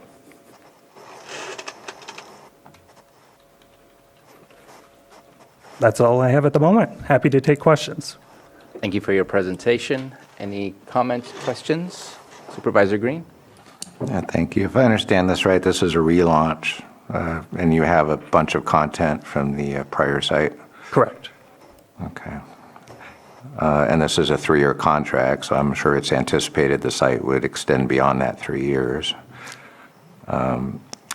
But what I have here today is just the contract. So I guess my question is, what is the sustainability after the 3 years? And the only real pain point I have about the design, if we were bootstrapping a brand new site, that'd be one thing. But if we're basically relaunching a site that already had perfectly good design features in it, it just seems a lot to me. So can you speak first to the what happens after 3 years and this contract expires?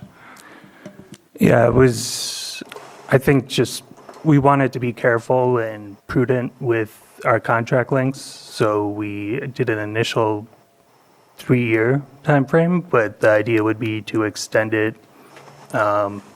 Maybe there's someone where it's a bit cheaper, but I think just kind of performance-wise and getting this executed, it made sense to have the same contractor. Regarding why we're redesigning it, so the original Konocti Trail website was built around 2010. So there is some content that does need to be updated. There's some information of trails and public lands where that needs to be tweaked or built upon. And we do kind of want brand consistency between the TID, the Economic Development website, and the trail website. So there's kind of a coherent narrative. So we'd be also working closely with the TID to make sure they'll speak with one another. Do you anticipate then that this would get folded into future TID funding requests, the maintenance of this website? Or are we going to keep it in-house somehow? Or will we cross that bridge yet? At the moment, I think it would be in-house. I haven't had that conversation with the TID. So there is going to be annual hosting and support going forward. But I'm happy to have that conversation. Thank you. Supervisor Pyska? Well, I mean, we fund the TID, and funding's pretty slim there. So I wouldn't think that that would be something that they could take over without county support. But it's in 3 years, so who knows how things are working out. But 3 years is a good timeline because things get old and stale, and you need a little refresh sometimes. So I think it's an appropriate time for a contract. I'm really excited. The one thing that didn't come up is the health metrics and getting people out on trails. When you make things as easy as possible for access, then you have more of the population using them. So this is going to be a really valuable tool for the people that live here and don't know where the trails are. Or I'll just ask you, you just recently moved here. What was your experience with trying to find something to do outside? Yeah, I should add my personal experience here. That I was kind of shocked when I moved here, the availability of public land, but how difficult it was to find trails and resources. I really had to ask around. We are planning to embed all trails in Strava. They have that option if those trails, we have them on both sites.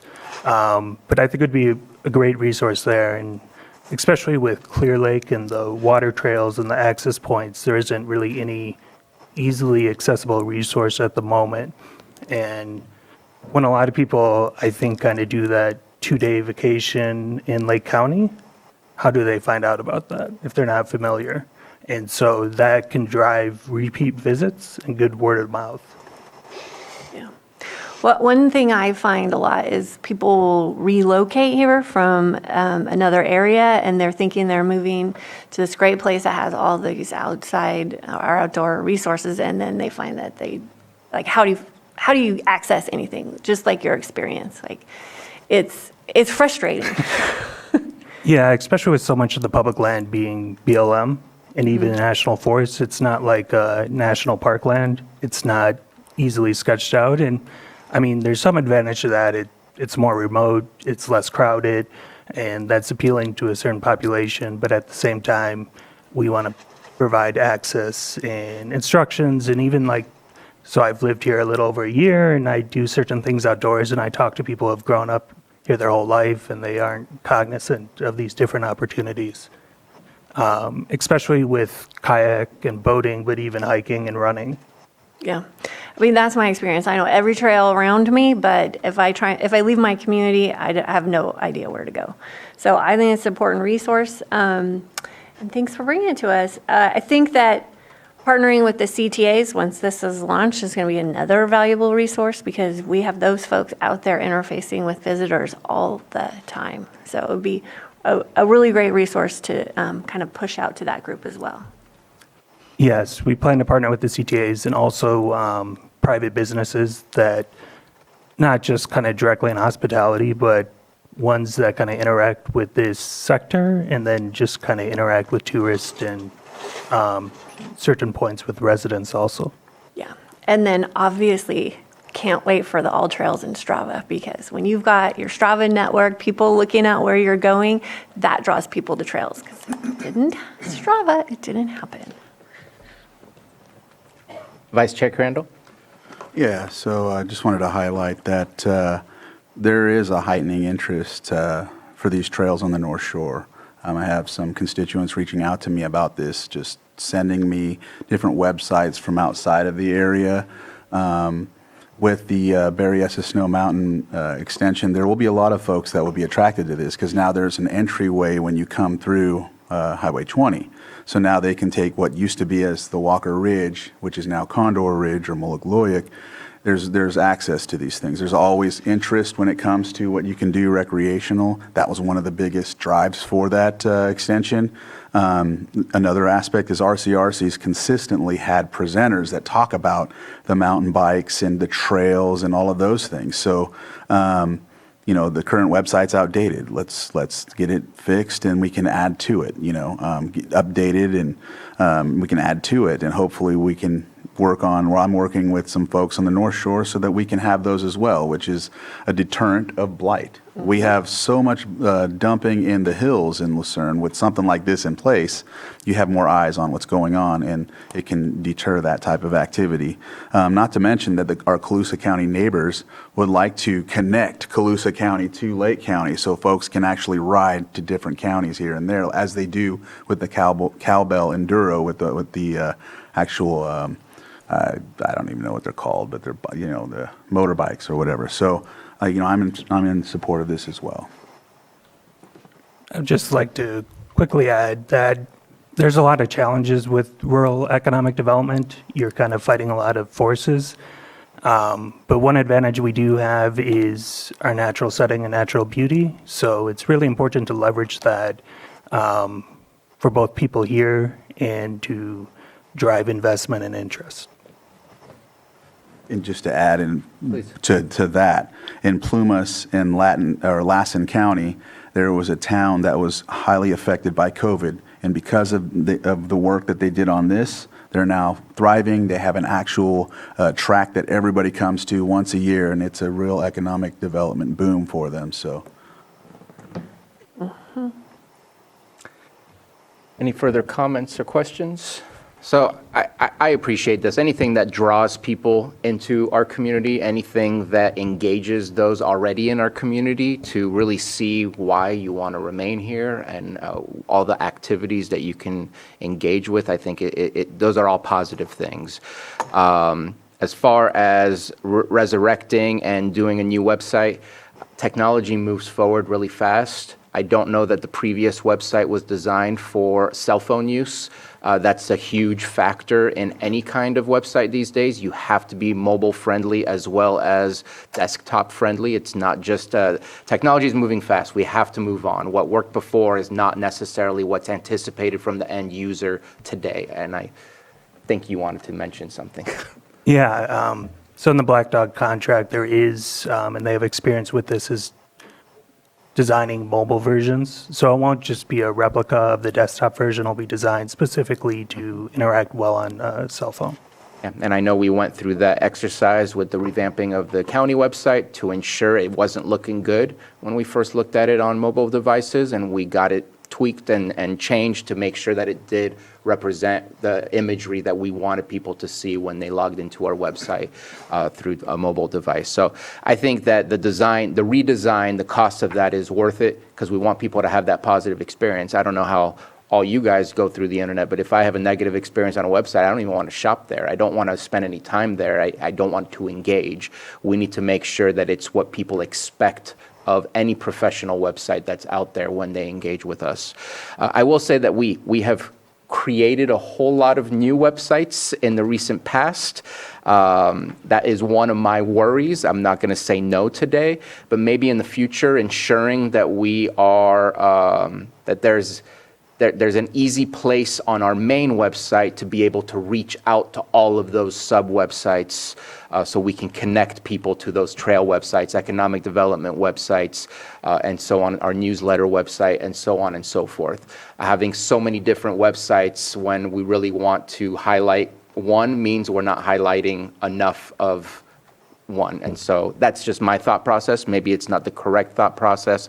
But again, I'm going to move forward today and say yes. But I am a little concerned at how many new websites we have. And I want to make sure they're interconnected and bringing people to our main landing page, which right now should be lakecountyca.gov.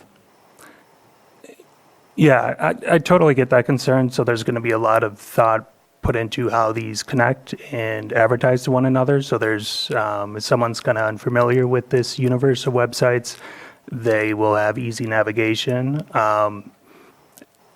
And I think also, having that design familiarity with the other project Black Dog's working on, that should also help.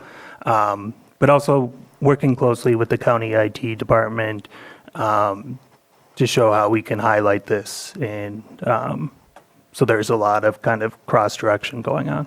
Yeah. And as far as the continuity of it after the 3 years, websites come with a slew of data of visitors, where they're from, what they interacted with. That'll give you all the evidence you need to know, do we keep doing this? And if we do, the cost is minimal to ensure that we keep this going and that it's live and stays updated. So I'm not concerned about past the 3 years. I think the data will show exactly what we need to do, and we will be able to find those funds to be able to continue the activities that are on that site. So thank you very much for bringing this to us. Supervisor Green? Just very quickly to your point, so you mentioned brand consistency, so the appearance may end up looking a lot like TID, yet this is not going to be a TID-driven website necessarily. And these microsites that are popping up are very useful, and so we do have to redesign them for responsiveness, ADA compliance, and other things. But as of right now, if you're on lakecountyca.gov and you want to link out to this thing, you're going to get the little pop-up saying you're going to an external website. So whatever branding we're doing, it kind of gets nuked every time we navigate people away from our core website and go into these niche websites. So nothing we can really do about that, given some security functionality, but it's a long-term question. If we're going to be consistent in our branding, including the use of microsites, how do we guarantee we stay under the umbrella? What's government? What's a TID? What's a nonprofit organization? So it's part of it. It's partly a technical challenge. But I just wanted to riff off what you were saying. This to me is obviously a valuable project and we're going to do it. But as far as harking back and branding lakecountyca.gov, this isn't really going to do it because we're going to be linking out to a quote-unquote external website. So, Thank you for the comment. If there's no further comments, let's go ahead and open it up for public comment. Please come on up. And I do have also another public comment from another staff member that I'd like to read after. All right. Lars Ewing, Public Services Director. I just wanted to say thank you to admin for bringing this forward. The Canocti Regional Trails site, developed, goodness, a decade plus ago with, with county and a lot of volunteer input. And I want to thank those volunteers, specifically Holly Harris and Chuck Lamb, if they're here. They put a lot of effort into this and have continued to. The exist or current, well, now non-current website, on GoDaddy.com, right? And that's probably not the most appropriate use of it, and that kind of led to why it was defunct. We the people that were signed up there, all three, were no longer with the county, and the Canocti Regional Trails program itself has been kind of handed from department to department to department, and it's good that we're having a couple of departments now, working with it, and I look forward to that. I do support this from, or at least I wanted to emphasize, not me personally, but the Parks, Recs, and Trails Master Plan that your board received a preliminary final presentation on.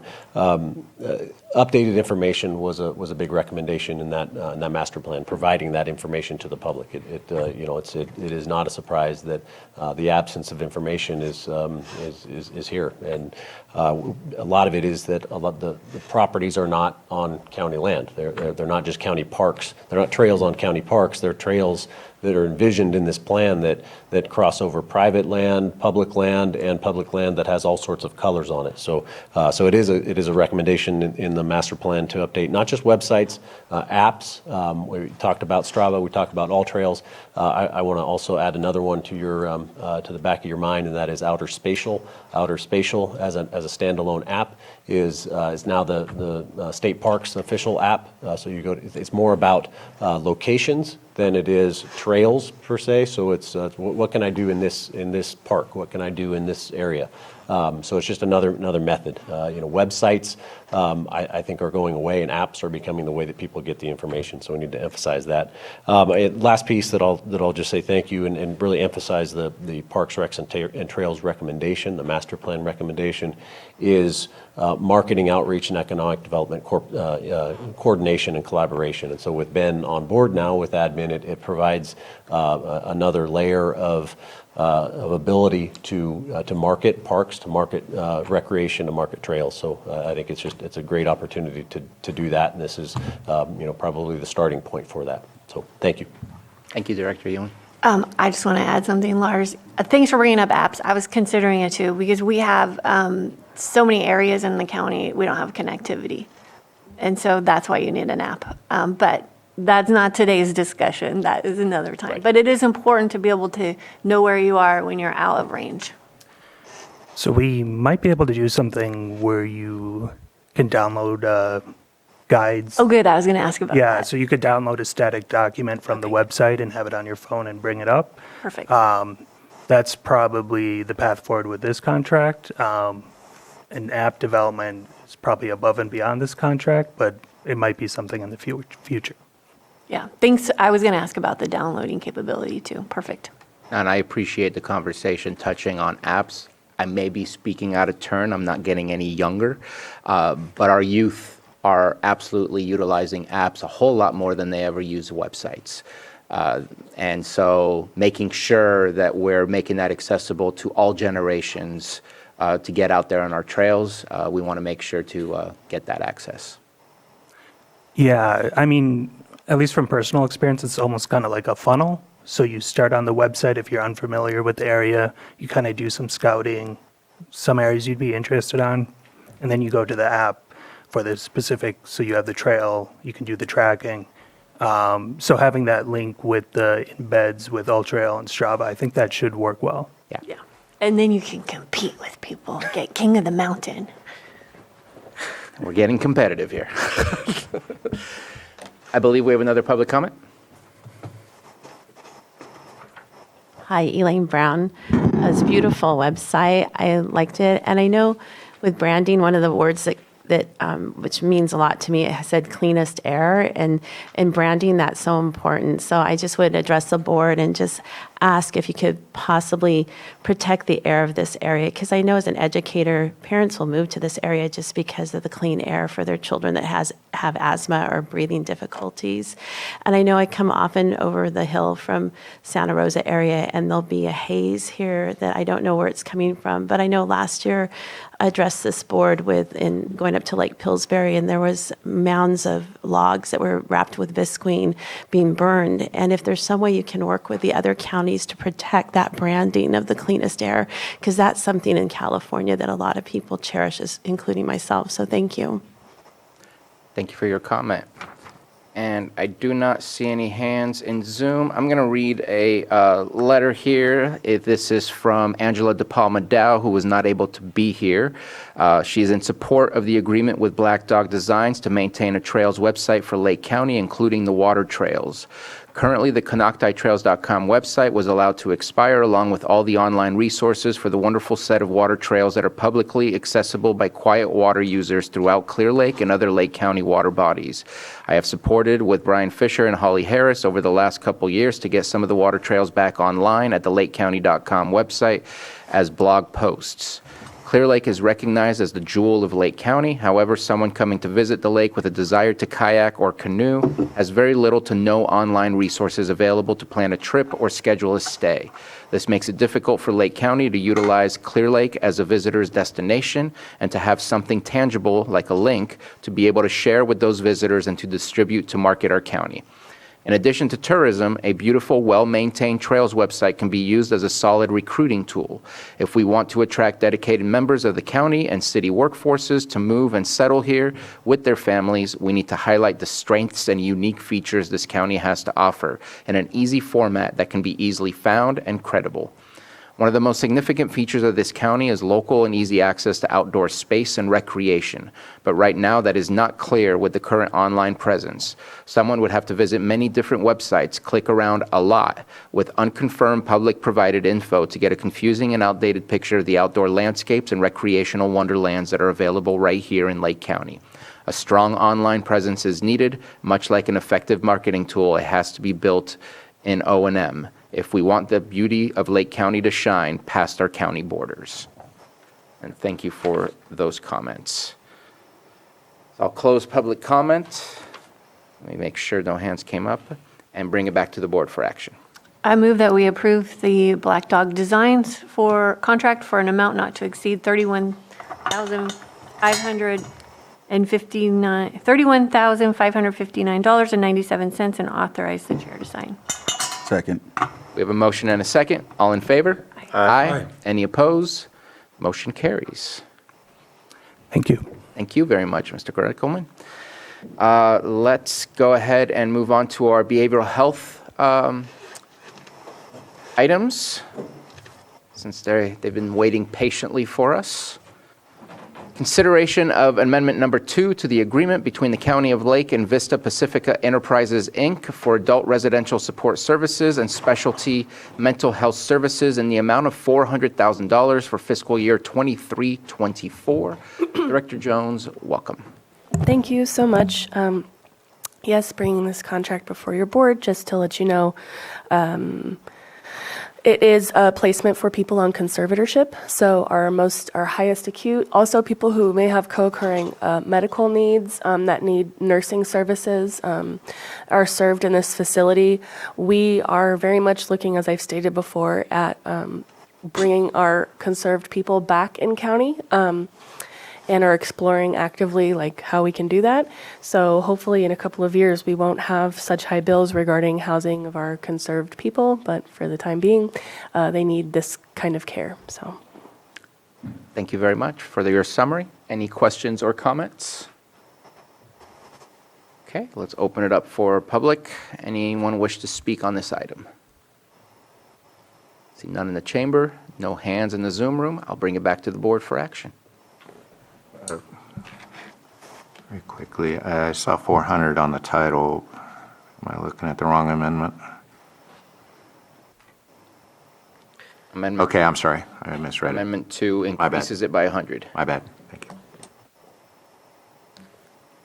Mr. Chair, I move to approve Amendment Number 2 to the agreement between the County of Lake and Vista Pacifica Enterprises, Inc. for adult residential support services and specialty mental health services in the amount of $400,000 per fiscal year 23-24. Second. Hold on one second. Mr. Guintavano? And your board may also want to add in that motion and authorize the chair to sign. And authorize the chair to sign. Second. We have a motion and a second. Thank you for ensuring that that was correct. All in favor? Aye. Any opposed? Motion carries. 7.6, consideration of amendment number 1 to the agreement between the County of Lake and Santa Rosa Behavioral Health Care Hospital for acute inpatient psychiatric hospital services and professional services associated with acute inpatient psychiatric hospitalization in the amount of $200,000 for fiscal year 23-24. Director Jones. Thank you, Board. As you may have awareness, our hospitalizations have been increasing. Because of mobile crisis, I would say, is driving an increase in hospitalizations, which was an unintended outcome.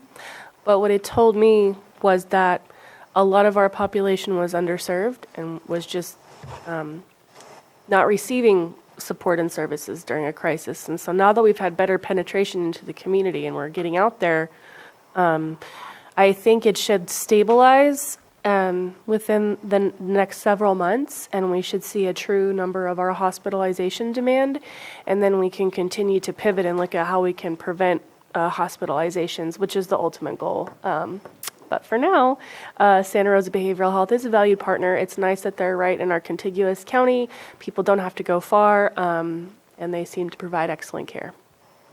Thank you for your summary. Just real quick, for the public, we did go from $50,000 to $200,000. That's the increase that you speak of, and that increase was within your budget request. It's budgeted. To cover for the 23-24 expenses. That is correct. And I appreciate you doing so that early in advance. And just want to make a public comment. Absolutely appreciate you. Thank you for your help today. I think it kind of shows a little bit, maybe not specifically to this item, but the need that there is within our community and the services that you offer to those that are in need. And I think that you're right, that it's a matter of accessing it, that the mobile crisis unit makes it that much more accessible. So appreciate that. Any questions or comments from board members? Supervisor Green? Just very quickly, I think I know the answer to this question, but all these services are fully reimbursable? Not 100%. Usually it depends on a variety of factors, including the beneficiary's aid code. This is a hospital that does take minors, youth, which is great, very hard to find. And their rates are covered at 100% under the early and periodic screening, detection, and treatment benefit. However, people over the age of 21, Medicaid, Medi-Cal, like there's a lot of factors. So no is the simple answer. Depends. It depends, yeah. They expect us to have the share of cost out of our realignment. That's been the longstanding expectation of the state. Thank you very much. Any other comments or questions? Let's go ahead and open it up for public comment. I see no one moving from the chamber and no hands up in the Zoom room. Looking for action. Mr. Chair, I'll move to approve amendment number 1 to the agreement between County of Lake and Santa Rosa Behavioral Health Care Hospital for acute inpatient psychiatric hospital services and professional services associated with acute inpatient psychiatric hospitalization in the amount of $200,000 for fiscal year 23 and 24, and authorize the board chair to sign. Second. We have a motion and a second. All in favor? Aye. Aye. Any opposed? Motion carries. Thank you very much. All right, last item before our calendars, consideration of agreement for professional services between the County of Lake and Lake County PEG TV for 24-25, 25-26, 26-27 for a maximum not to exceed $10,000 per fiscal year. I put this on the agenda and had spoken to this briefly during the annual PEG presentation of what we are accomplishing. looking to do a 3-year contract in order for just simplifying the process so we don't have to rush and try to get things to the board in a timely way. This has been approved by the PEG board. We are intending to continue doing the services as was anticipated before, but enhancing those services. In fact, we just received our mobile Starlink unit that we hope can be a backup unit or a primary unit for internet access to help with those issues. But I think at this point I'd be repeating what we talked about during the annual presentation, and so open for comments or questions. We do have item 7.4 too. Oh, yes, that one was skipped as well. Thank you. That one's important. And seeing no comments or questions, let's open it up for the public. Anyone wish to speak on this item? I see no hands in Zoom and no one stirring in the chamber. Bring it back to the board for action. Mr. Chair, I motion to approve agreement for professional services between the County of Lake and Lake County PEG TV for 2024 through 2027 for a maximum not to exceed $10,000 per fiscal year. The board may want to add in that motion, authorize the board chair to sign. And authorize the board chair to sign. Thank you, Mr. Guintavano. We have a motion Second. and a second. All in favor? Aye. Any opposed? Motion carries. Thank you very much. Item 7.4, consideration of an update to the 2024 Board of Supervisors meeting calendar adjourning the currently scheduled July 2nd, 2024 meeting. CAO Parker? Yes, thank you, Chair. I brought this item forward for your board's consideration, given the fact that the 4th of July is Thursday of that week, that the board might consider adjourning July 2nd. That's all I have. I don't know. We do have the chair is out of the, is not available, but I don't know who else is not available. So I did bring this to CAO Parker to discuss. Selfishly, I am not here, but at the same time, I know that typically, or at least historically, my experience has been that we get a day off right around that time, which a day off allows staff to decide better how to handle those vacation days, whether they take off on Tuesday or whether they take off after the fact. And I think giving them that flexibility after checking our agenda and seeing that it was already very light and not likely to become a robust agenda item, that we take a look at seeing at canceling our July 2nd meeting. Yes, I did confirm there are no 4/5 vote scheduled for that day or hearings. Any comments or questions for board members? Supervisor Green? Yeah, it's not on the agenda item. I'm looking at Juneteenth now, and we have budget on Tuesday meeting on both sides of that. So I support vacating this one, but I was just wondering if any discussion was had on the June meeting. Yeah, Juneteenth is after a board meeting and before our budget meetings. I think we could have done better in planning that, but I think at this moment in time, it's too late to make any changes to that. But I think next year we need to be cognizant of how that impacts staff, especially if they're still preparing for our budgets for those 2 days coming on. So, but thank you for noticing that. Yep. I had the same comment on the Juneteenth meeting, obviously in favor of the July 2nd, not having that meeting or adjourning that meeting. But I had the same thoughts on the Juneteenth. Here we have the budget meetings that week, Thursday and Friday, and also I know it's a new holiday that we added in 3 years ago. I think it was approved federally, or was it 2 or 3? And then we brought it into the county, and usually paying its respect as far as I'm concerned to the holiday. It's a very important one, So. Anyway, and so I had the same thoughts as you, so. Yeah, we did talk about it when we set the calendar in January. We talked about if we should do budgeting the week before, but it was really tight, so. I know we talked about the budgeting, but not specifically about The meeting, yeah. the holiday meeting, so. Yeah. I was under the assumption we were going to be canceling that as we had always done in the 8 years that I've been here. We usually cancel it. Now, I know this one wasn't 8 years, but I know we've respected it in the last 2, so. That was just a comment. So just for clarification, the 19th is still a day off. The 18th is when we have our meeting. Just wanted to clarify and make sure of that. If there's no further comments, I'll open it up for public. I see no hands in Zoom. No one's stepping up to the microphone in the chamber and bringing it back to the board for action. Move to approve the update to the 2024 Board of Supervisors meeting calendar, adjourning the currently scheduled July 2nd, 2024 meeting. Second. We have a motion and a second. All in favor? Aye. Aye. Any opposed? Motion carries. All right, our last item, other than closed session, is our weekly calendar, travel and reports. Who would like to start? Supervisor Green? Sure, because I'm always ready.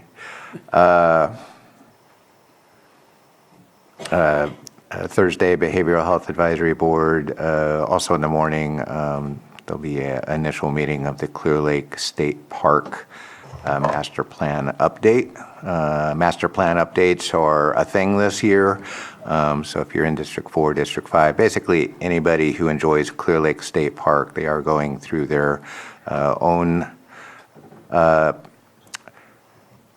stakeholder meeting as part of their general plan update. There is a Zoom. This is a virtual meeting, so you don't have to go to the park to participate, starting at 10. They have advertised it, but if you need information on that link, I can certainly share it. Just want to spend a couple of minutes. Went to Lake Fest on Saturday at the Lake County Fairgrounds. It was the inaugural event. It was all hands on deck, and it was to me, it was a very exciting opportunity to see at long last. A lot of our fledgling cannabis industry come together. The dispensaries were well represented, the cultivators were well represented, LCCA and the Fair Board really put on a stellar program of speaker panels, and although it was not super well attended, it was the first one. And every now and then you get questions from people who either aren't cannabis growers or cannabis users, and they wonder about all the stuff the county has gone through over the past 6-7 years in developing regulations and passing taxes. And one question I remember very distinctly from a meeting a few months back was it all worth it? And I look at that day and with a lot of pride for those people who are involved. Definitely cannabis is not everyone's cup of tea, but we're not throwing people in federal prison for mandatory minimum sentences anymore. We have, because we're a regulating county, supported not just an exciting new business opportunity for many of our residents, but we've also been able to slice off a little bit of tax revenue, which has supported this county. So for me, it was a teachable moment, a celebration of sorts. Was it all worth it? I think the jury is still out, but when I was growing up and I was buying weed from some guy with a triple beam scale and a shotgun in the corner, it's a much different world today, and I have the receipts. I'm glad to support our regulated industry here in Lake County. Thank you. Thank you for that. Supervisor Simon? Yeah, finish up the board meeting today. I do have a couple of meetings tomorrow, but I'm going to actually be missing. I just let LTA know I won't be attending the LTA meeting. I don't know what you have going on tomorrow, Supervisor Green. I think you're an alternate for the LTA APC in Clear Lake. I've got to attend a hearing in Sacramento for something for my tribe, so I've been asked to go over there. I'm going to be attending that. It is an in-person meeting. It is in the city. 9 a.m. at the city of Clear Lake. I know there's a few items on there that, obviously are pertinent to my district, but just can't make it tomorrow. So also have a benefits committee that is on Zoom. I plan on doing my best to attend that meeting. And then Thursday have the South Deal committee meeting. I'll be attending that. That's via WebEx and then Math on Thursday night. Saturday is, the 14th, have Workforce Alliance in North Bay, which will be up here. We'll attend that in the conference room B, I think it is. Also have, this weekend is Middletown Days, our Middletown Days, 15th and 16th, then Father's Day on Sunday. So obviously got those good events that are going to be happening, be cooking some tri-tip and enjoying the parade. Hopefully it won't be too hot. So come out and enjoy that in South County. And then on Monday, we have the Risk Reduction Authority, which will be at the Cobb Mountain Water. Oh, what the heck is The name? water office. Cobb Mountain Water Office, yeah. So we'll be attending that. So be back here on Tuesday, the 18th. Thank you for that. Supervisor Pyska. Tomorrow, I have a constituent meeting. I just, looks like I had a cancellation of another meeting. And then I've got the BVAC in the evening. Thursday, I've got 4 things happening at once, but I am going to be out in the Rivieras because there is a big media event for the home hardening program with all of my friends from OES and CAL FIRE from Sacramento are coming up. So it's going to be a big deal. I'm not sure if I'm going to make the OPR quarterly check-in in the afternoon. And then Friday, I've got a lot of overlapping too. I'll be able to do the first half of the Workforce Alliance meeting, and then I have the tree mortality meeting, and then discussions with staff, and then I'm going out to Big Valley with Vice Chair Crandall, and then we have the CRC grant debrief meeting, which maybe I'll be able to make. I will definitely be at Middletown Days. I will definitely be at Bacon Fest on Father's Day. And then Monday, I have my meeting with CAO Parker. I have a budget meeting scheduled in the afternoon. And then the RRA in Cobb. And then back on Tuesday. Thank you.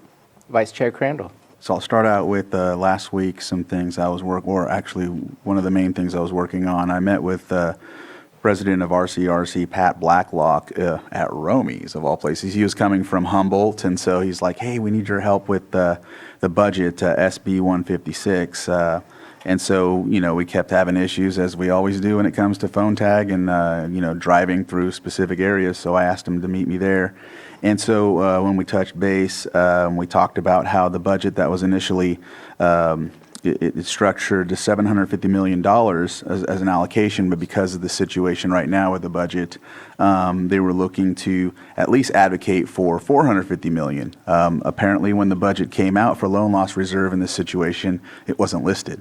And so all of the policy advocates for RCRC were nervous, and they asked us to reach out, myself and a couple other supervisors, to Cecilia Aguilar-Curry, who's actually one of the folks that sponsored, the Assemblywoman who sponsored this, and so reached out. She touched base with me on Sunday, let me know she'd be working to do this. I talked with also Senator McGuire's staff, who passed that forward, and also Assemblyman James Ramos. And so we've all been working to see who we can get to advocate for at least $50 million. $150 million was initially stated, but now, with the budget as it is, the group is just willing to at least go with the pilot program of $50 million. And the reason that is Golden State Connect Authority has been working on a project with this funding. And so if they can at least maintain that, they can get one of the pilot projects moving forward. And then with the other funding coming in the future that's federally funded and whatnot, it could possibly help with moving these projects forward. The Golden State Connect Authority with RCRC was put together 2 years ago, and so it's moved fairly quickly, and it's so far successful. But I think this was a situation that might have put us back. But with this funding allocation of $50 million, at least they can move forward with that. So we've been working with our local officials on that. This week, I'm going to a North Shore Fire meeting in the district. Thursday, there is a Shegum Day hosted by Robinson Rancheria EPA, which Water Resources and other agencies go, and they talk about every aspect that has to do with the lake, with tule boats, plants, things of that nature.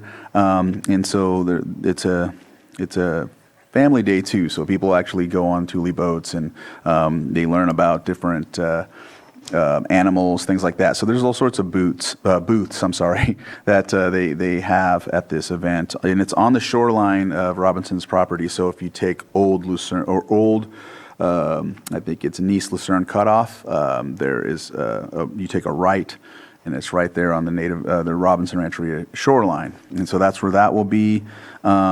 Also, we'll have to, jump out of there and go to the South Deal meeting, of course, and then do the EPA Ad Hoc Committee for Farm, Ranch, and Rural Communities at 12.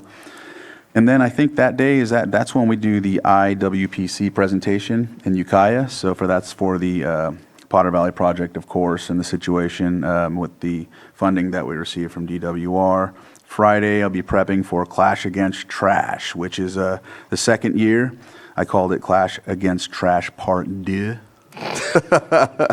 It's Saturday, 9:15. Or I'm sorry, yeah, Saturday, June 15th from 9 to 1. It's at the Lucerne Castle. And just to highlight, there's no hazardous materials that will be accepted. What will be accepted is bulky items, couches, mattresses, etc., e-waste, household garbage.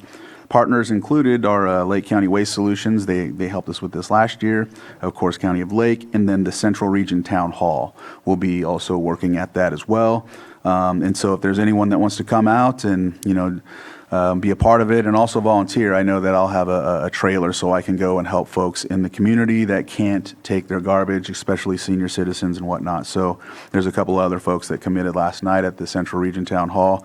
Pretty excited about it, and hopefully we can beat the 18,000 pounds of trash that was collected last year. And so let's see, Monday CAO meeting, and then we have a governing AAA meeting on Monday? I or- can't make it. Well, I'll be there. I see it on my calendar, but I know it's been moving here and no. there, but I'll just make sure I keep it there and be ready. That's in person too. You have to go to Ukiah.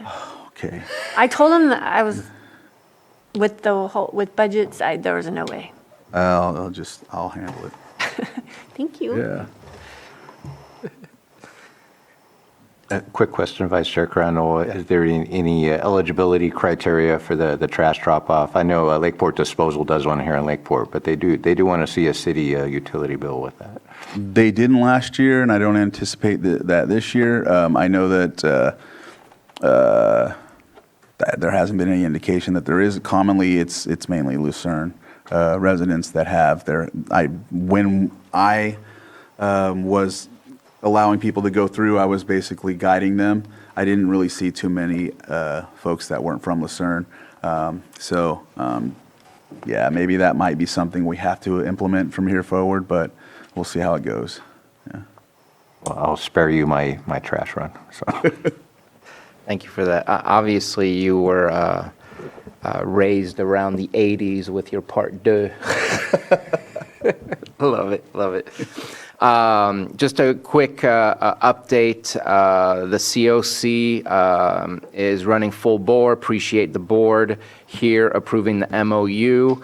Very similar concept as what was discussed earlier. What are the roles and responsibilities of behavioral health being the lead agency for the COC? That has helped us really move forward with a better understanding on our responsibilities. We now have a monthly budget being provided to us and better understanding of what is remaining and what can be spent. Where before that was not the case. And I just think that we're getting to a point where we're becoming a well-oiled machine and looking to make greater impact as we get our feet planted on the ground. So that's greatly appreciated. This week I will be in Clear Lake for the LTA APC. If I come out early enough from that meeting, depending on how long it lasts, I do have a COC Housing Navigation Subcommittee meeting at that time. We are looking to, we meaning both cities, myself, Public Health, a meeting maybe with our county council to discuss some of the changes made to an ordinance that will be coming to the board possibly next week. At least that's what it's slated for at this moment in time. And I have a PIC committee meeting for the COC rather than restarting it towards the time of prior to January to prepare for the PIT. This is a annual committee that continues to work towards a better count and a better activity when we do our pick count. I do have the law library will be meeting this Thursday, and also I may be in Clear Lake Oaks as the photo voice focus from the CHIP, CHNA group out of Hope Rising will be meeting at Big Oak to showcase the photo voice. There is a YCCD meeting for Yuba Community College District happening at 5 p.m. that evening, but I also will be in Ukiah to present with my colleague, Vice Chair Crandall, regarding the Potter Valley project, where we were invited to kind of repeat our presentation that we did in front of the Russian River Forum, and this time we'll be able to provide a little bit more information regarding the grant that we just received approval from the Department of Water Resources. So excited to see what kind of discussion comes out of that. On Friday, I do have a discussion with staff. I'll be joining my colleague Supervisor Paiska, and later on that evening, Food Policy Council will be meeting. While I'm happy that on Saturday I will be hanging out with my family, unfortunately I will not be able to go to Bob Malley's memorial. We did a moment of silence for Bob Malley. He represented the Planning Commission for District 2 for many years, and that will be happening at 2 p.m. at the Senior Center on Saturday the 15th. We'll be back on the 17th. It's possible that I'll have a meeting with Hope Rising on the 17th, meeting with CAO, and obviously throughout that time, I believe tomorrow might be the day that the budget comes out. I know I was told it was very close, but by the end of the week, we should have access to the budget, and I'll be diving in deep so that we can all be, I can be prepared by the 20th and the 21st, but then meeting on Tuesday. And that is all that I have, and we have closed session. Closed session 8.1, public employee appointment pursuant to Government Code Section 54957B1, interviews for Water Resources Director, appointment of Water Resources Director. 8.2, public employee appointment pursuant to Government Code Section 54957B1, appointment of interim Animal Control Director. 8.3, Public Employee Evaluation, County Administrative Officer. 8.4, Conference with Legal Counsel, existing litigation pursuant to Government Code Section 54956.9D1, FERC Project Number 77, Potter Valley Hydroelectric Project. And with that, we will be going into closed session, and I believe we will finalize our closed session prior to going to lunch. I guess it depends the timeline of what we spend on these items. But we will be coming back also to most likely into live session. So thank you for joining us. For now, we're going into closed session.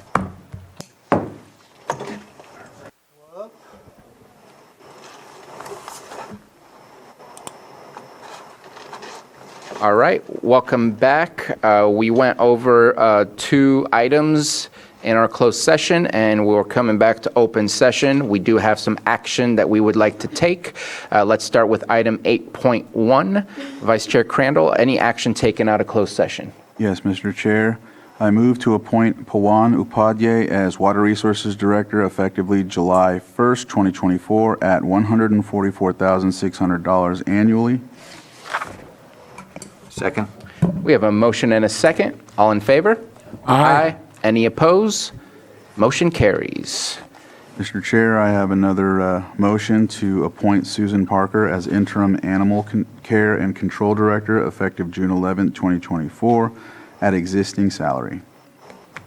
Second. We have a motion and a second. That was for 8.2. All in favor? Aye. Any opposed?